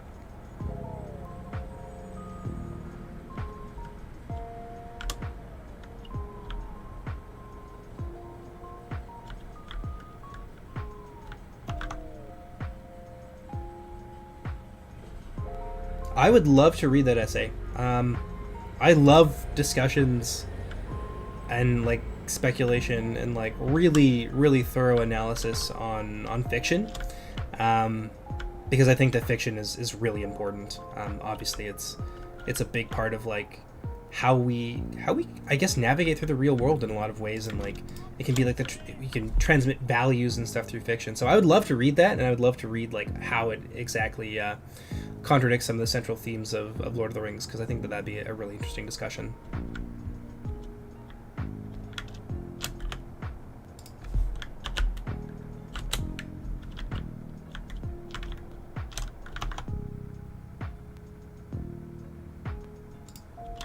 Alright, there we go. Well, let's put our central core there.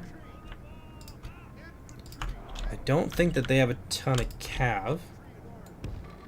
So we'll put our spearmen on either side here. We'll get ourselves nice and set up.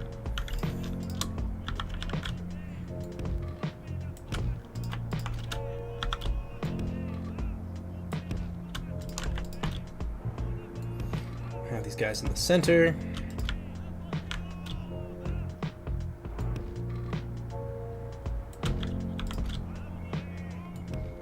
Nice layered defense.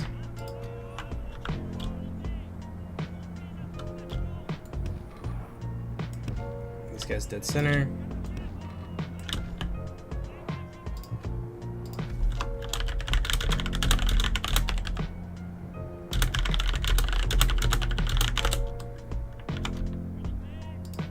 And I guess we'll have these guys in the back here and they can help defend the catapult.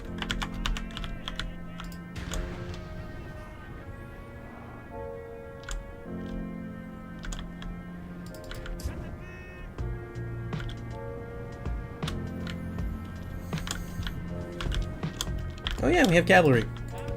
We should do something with that.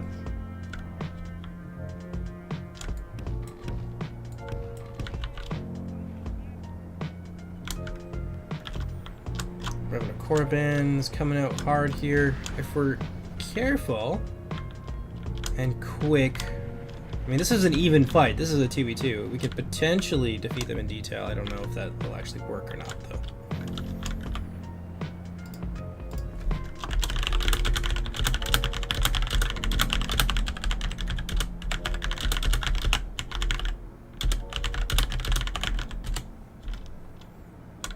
Wow, that's some A quality, A tier typing skills there.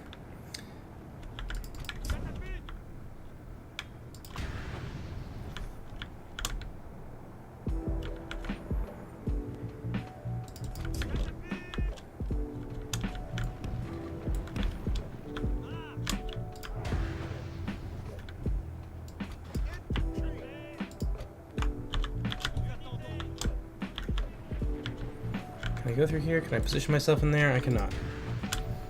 Okay.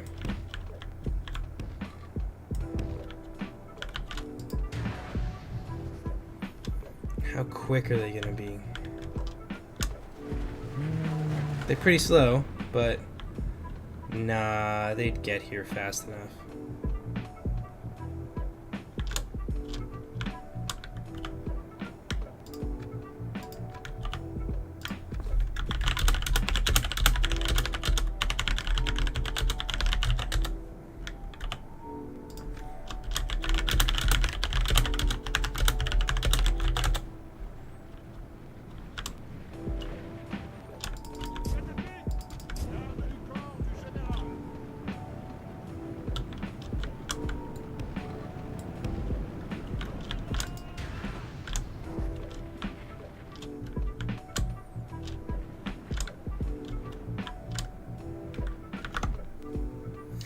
Will the orc factions get a less elite troll unit? Hadn't really considered it. Mostly when I add things to Silmarillion rosters, unless we're talking about like campaign, which can obviously have a little bit of wiggle room. For multiplayer, I tend to have things not be just weaker versions of another unit. I want there to be like ideally several things that distinguishes one unit from another, even if they're two spear units. I want them to work differently. Like maybe one spear unit is light infantry, and the other one is like a heavy infantry unit that's more suited to close quarters combat, whereas the other spear unit gets certain bonuses in certain kinds of terrain.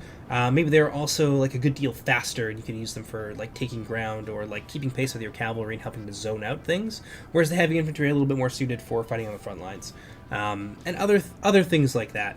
Maybe one unit gives an Inspire trait as well, whereas the other unit doesn't, and it's obviously a little bit cheaper. So I like to have multiple factors that differentiate units, and I don't like to have things that are just weaker versions of another one, because I don't think that it's worth a slot. Like Silmarillion only has so many,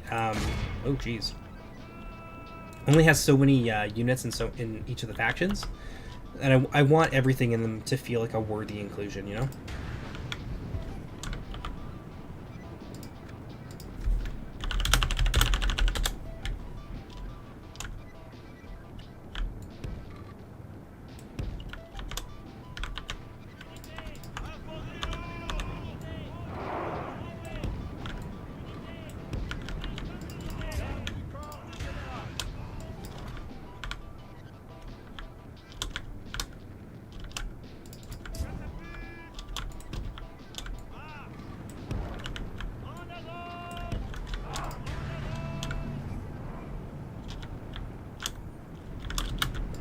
Well, this is going to be a glorious charge, but I don't really expect us to do terribly well here. We are pretty heavily outnumbered, and I think there's some issues with the deployment zones here. Like I expected we'd be in the city and we'd be able to deploy inside, but unfortunately not. Didn't work out that way. So, it'd be like that sometimes.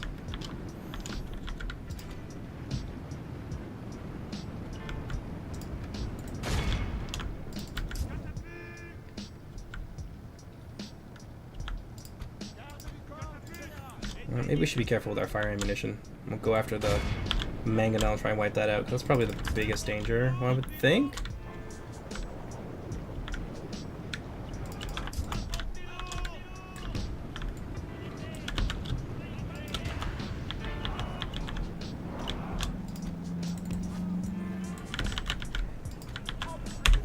We'll break these guys up.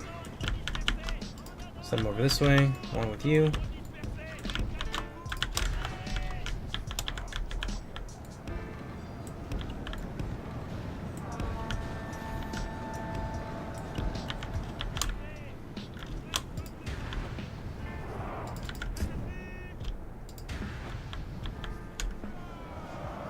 I really want to try and get a piece of that mangonel before it manages to fire off.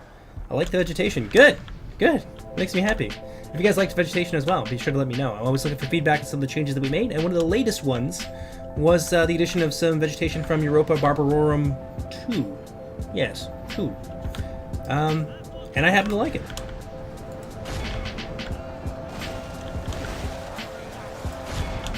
Yes, these are the units that I want to be able to target. It's got some Galleon, for example.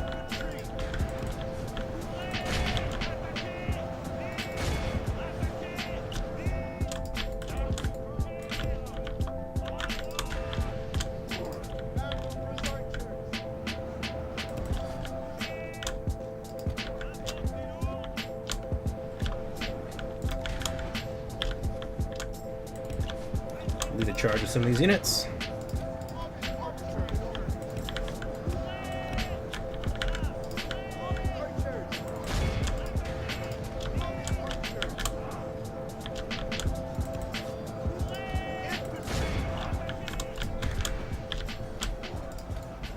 Nope, just want those guys to stay there.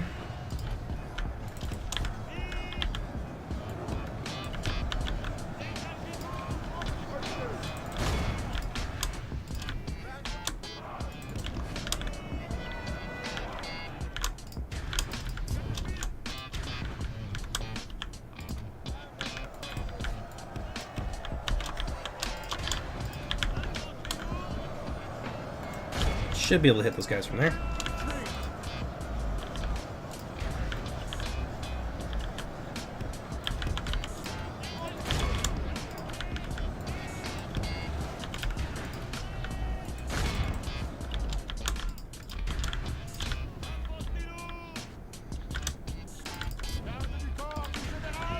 Ooh, we're in trouble here.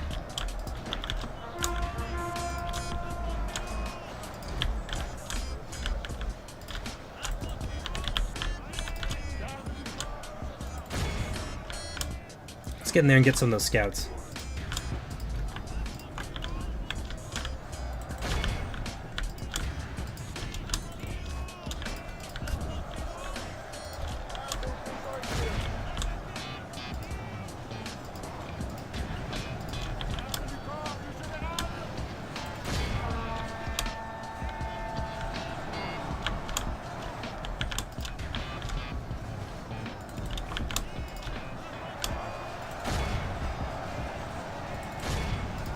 Let's get my cav out of there at the very least.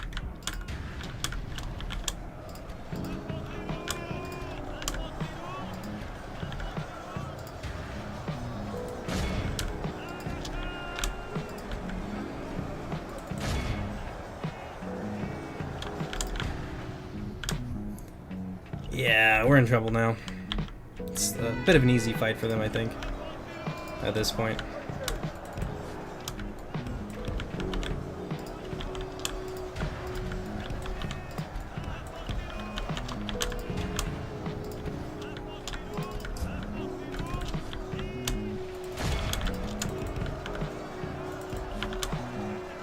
Where are my bowmen?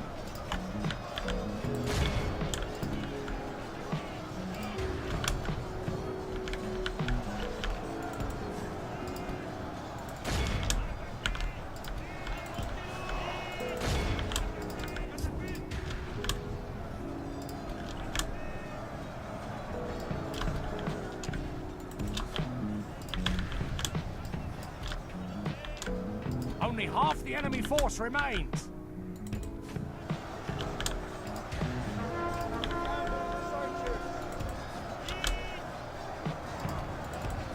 Come on, cavalry, get through here. What do we got here? We got Ravagers. Oh, scary things. Yeah, that's okay.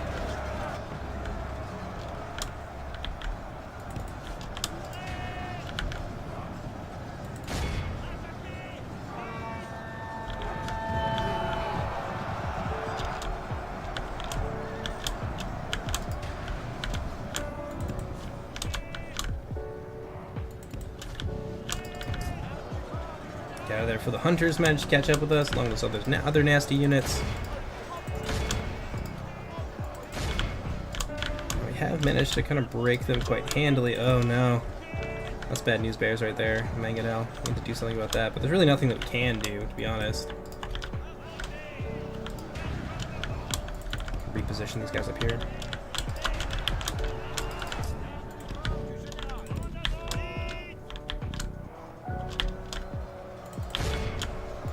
Let's go over there and get that mangonel. That's the best thing that we can do, I think.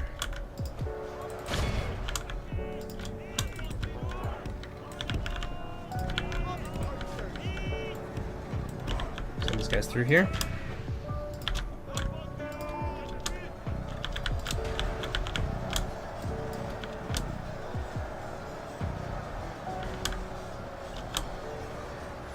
There we go. Took down the mangonel.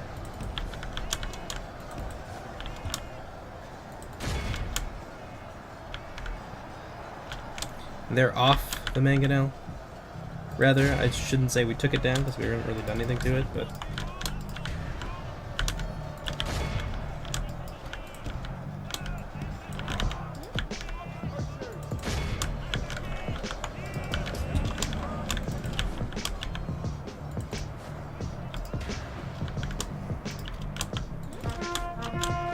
The enemy are badly bloodied. Reform all these guys. Half their men.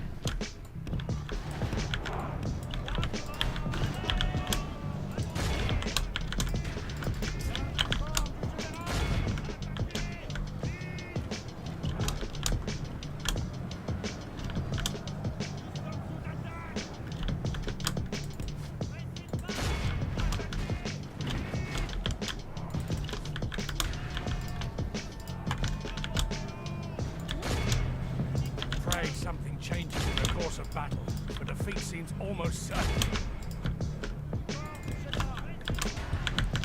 Let's try and focus here.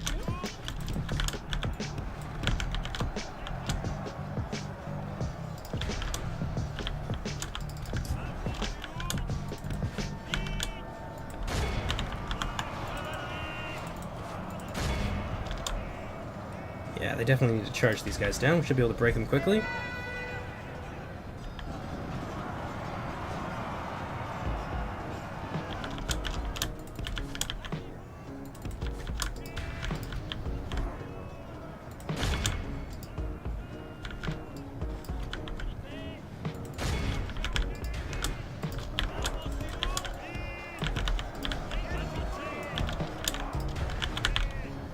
Doing down here? So far so good. I like holding up units, which is important.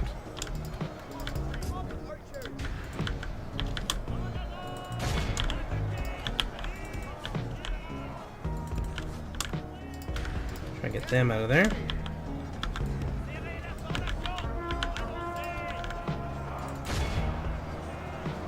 Yeah, let's go for some rear charges here. Try and scatter the Yangban army. This is not going to be a win, but it's not going to be a horrible, ugly defeat either.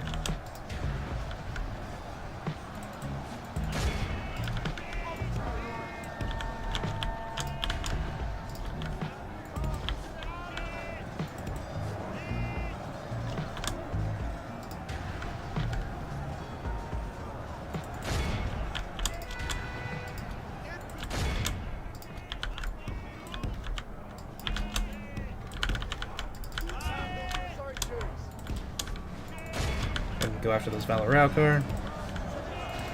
Let's get those Arbalists.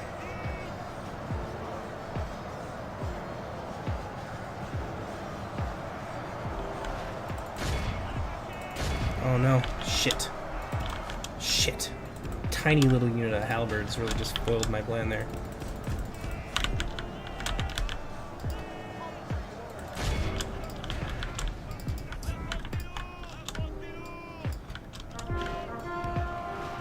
Tidings. The enemy general lies dead. Get my cavalry out of there now.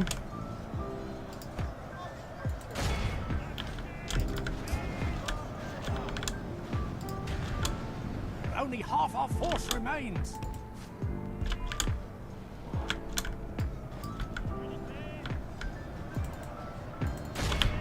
Let's get those Arbalists.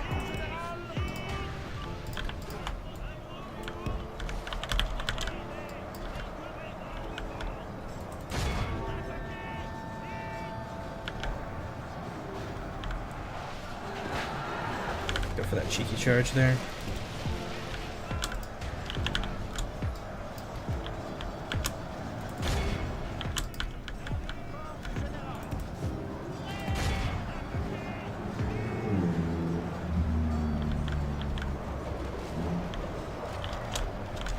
Try to keep that mangonel busy.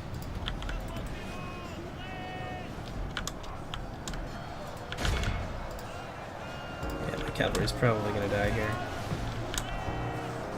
Let's keep them busy. Keep some of their units out of the fray for long enough. Like maybe we can...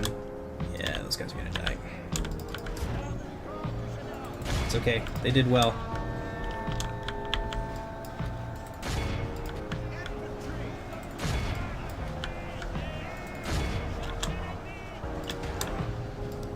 Just gotta keep moving forward.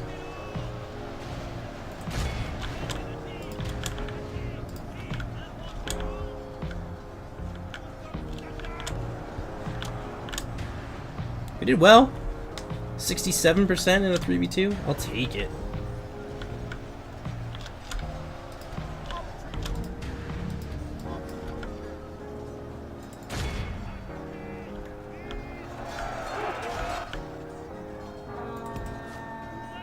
The only reason we're losing this, or we were, is because we didn't have more of our men in there, but now we'll just overlap them a little bit.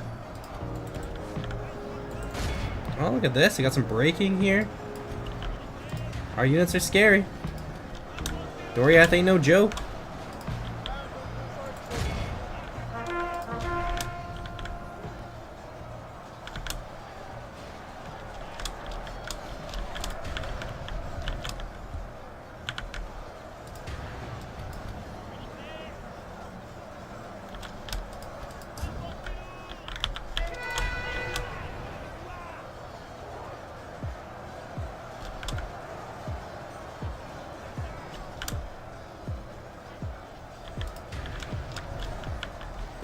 most of our stuff is committed at this point, so.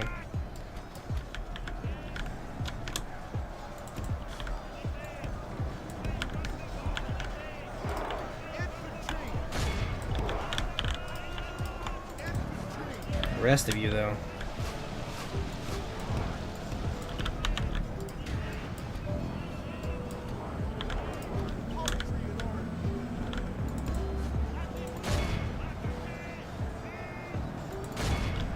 Hold that, all that blob there.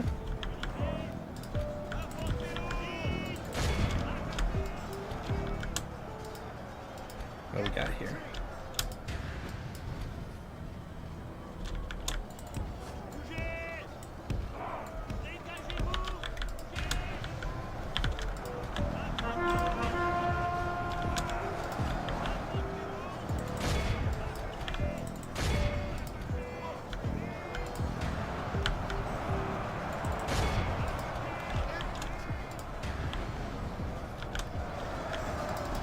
Look at that, just pure fury.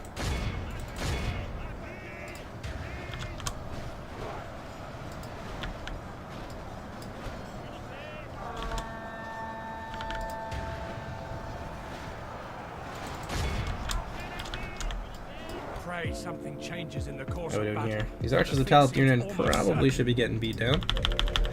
Well, I won't be able to, unfortunately, rally some of these guys, I think, for a little while. But, like, we did well! 75% of 3 armies. Come on! That's the good stuff. Yeah, we're gonna start to lose out here, but it was good. That was a fun battle.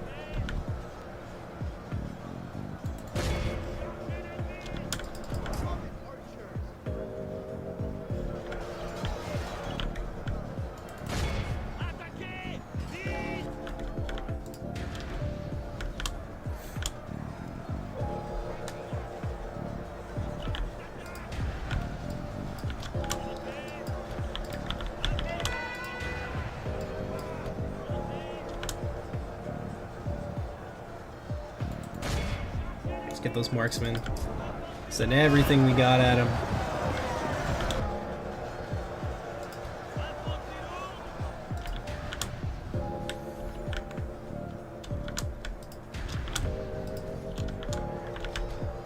This actually ended up being kind of a fun battle. You know, I may actually send this along to somebody. Good tidings. The enemy Oh, we took out someone's general. Whose was it? Hangman? I thought so. Yeah, that makes sense.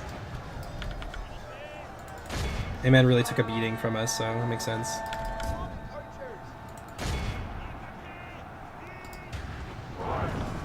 Our swordsman here getting beat down by marksmen too. Oh well, it'd be like that. Oh, they're eating their own in chat. Oh, that's sad. I thought it was fun. I thought that was like a... I was like a doomed uphill push. Like that was something straight out of like one of the really compelling episodes from Kings and Generals or something where like it looks like maybe you could win, maybe you can hold on, but you just don't have it in you, unfortunately.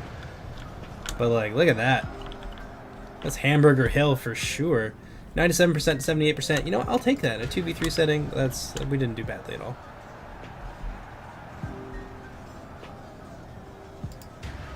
And we did manage to catch out the Green Elves, I think, in a really big way. Like, they were trying to fall back and reform, but we just kept that pressure on them. We were just super relentless.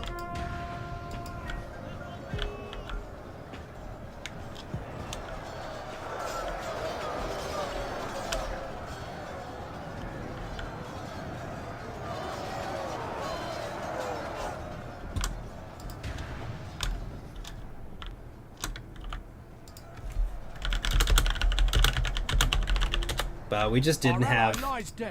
We didn't have the chops necessary to take down what remained of Nargothrond, so they're still pretty healthy. But like the other two forces that like we fought when we charged uphill, we smashed them. Like that was brutal. That was really our only chance at victory. Our enemies may have won this battle. There we go. And there goes my general, and my allies as well. Who else's general died? Oh, we got 2 of the generals. That's awesome.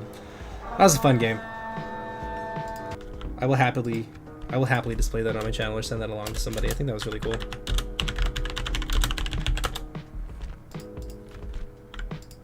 take a look. Oh, that's not what I wanted. Yes, there we go. That would be my army. Yes, indeed. My Donathan Mablung did well. Everyone did pretty well. Axon of the Girdle did not great. My shield bearers are just kind of there to hold, but that's spear units in general in Silmarillion, so you're not going to see massive kills on them most of the time. Axguard of Region, 209. The other one, that's pretty good. How'd my warriors do? Some of them did really well. 72 was okay, I guess. Catapult got 77 kills. Well, it'd be like that.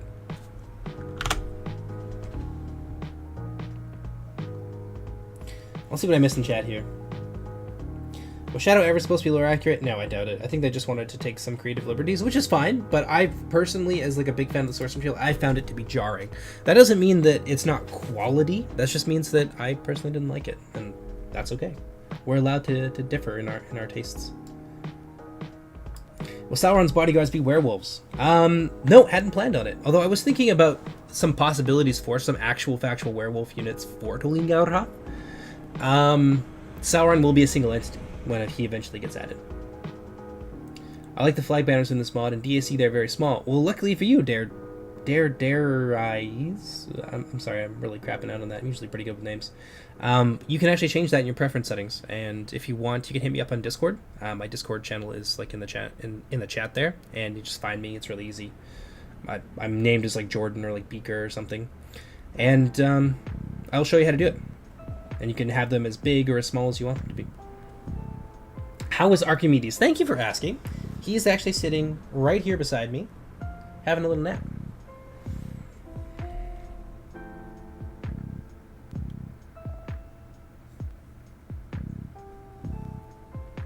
But let's see what else I saw here. Lightly armored troll javelin throwers. I hadn't really planned on it because Tolin Gaurhoth has a lot of mid-range firepower already, and Angband doesn't particularly need it because they have a lot of other strengths elsewhere. So it would be hard for me to justify adding javelin throwers to either of the orc factions at this point, just because they already have a similar unit, or it's just not a necessary addition. Will all Ainur be single entity? I have, unfortunately, some bad news. I got to give out good news all day, so I suppose this was going to happen eventually. I don't plan to have the Ainur in the mod. Medieval 2 is an old girl. We don't have a magic system. We don't have anything that could really make them unique. I mean, maybe we can make some like projectiles and stuff, but then they're just a troll that throws bombs. You can't really represent the Ainur well, so we're not actually going to do that. One, because we want to remain faithful to the source material, and we wouldn't be able to do it justice. And two, it's just a troll or an elephant unit with a projectile, and it's not anything I think cool or unique that doesn't already exist in the mod. We have plenty of elephant type units like the Urloki, for example, and later on the Balrogs, who may or may not have a projectile. We have plenty of units that will kind of fill that role, so it's not likely that you'll see them in the mod, and certainly not Morgoth, because we're kind of sticking with the canon version of Morgoth in that he only ever fought once as a duel. Maybe in the War of Wrath, and there's some older stuff that isn't really canon anymore that does talk about Morgoth leading his armies personally during the War of Wrath specifically, but currently there's no plans to add the Ainur. I just don't think that we can do it well. Oh, Gothmog. Morgoth isn't planned, as I just mentioned. Gothmog, I fully expect to have his own model, and I would like that to be the officer in the Balrog unit. So Gothmog is very much a possibility. Sauron will be in Tolin Gaurhoth, but other Ainur like Melian or like the Valar, for example, they're not currently planned, and it's unlikely that they will be. But yeah, so that's going to wind down our stream for today. I hope you guys have enjoyed this, and if you guys are interested in the mod, I'm going to give you a link to our mod DB here one more time. We just released, well, just a week or so ago, released a public build, so if you guys want to jump in on these battles and run your own ones with your friends, you absolutely have the ability to do that. None of this is locked behind the Gartes build, like a lot of our previous streams were when we were getting ready to release. So this is all publicly available. Go have some fun. If you guys are interested in supporting my channel, I do have a Patreon. I don't usually talk about it very often, but it is an option there as well. I'll pop that into the chat. If not, it's no big deal. me just copy the link address there.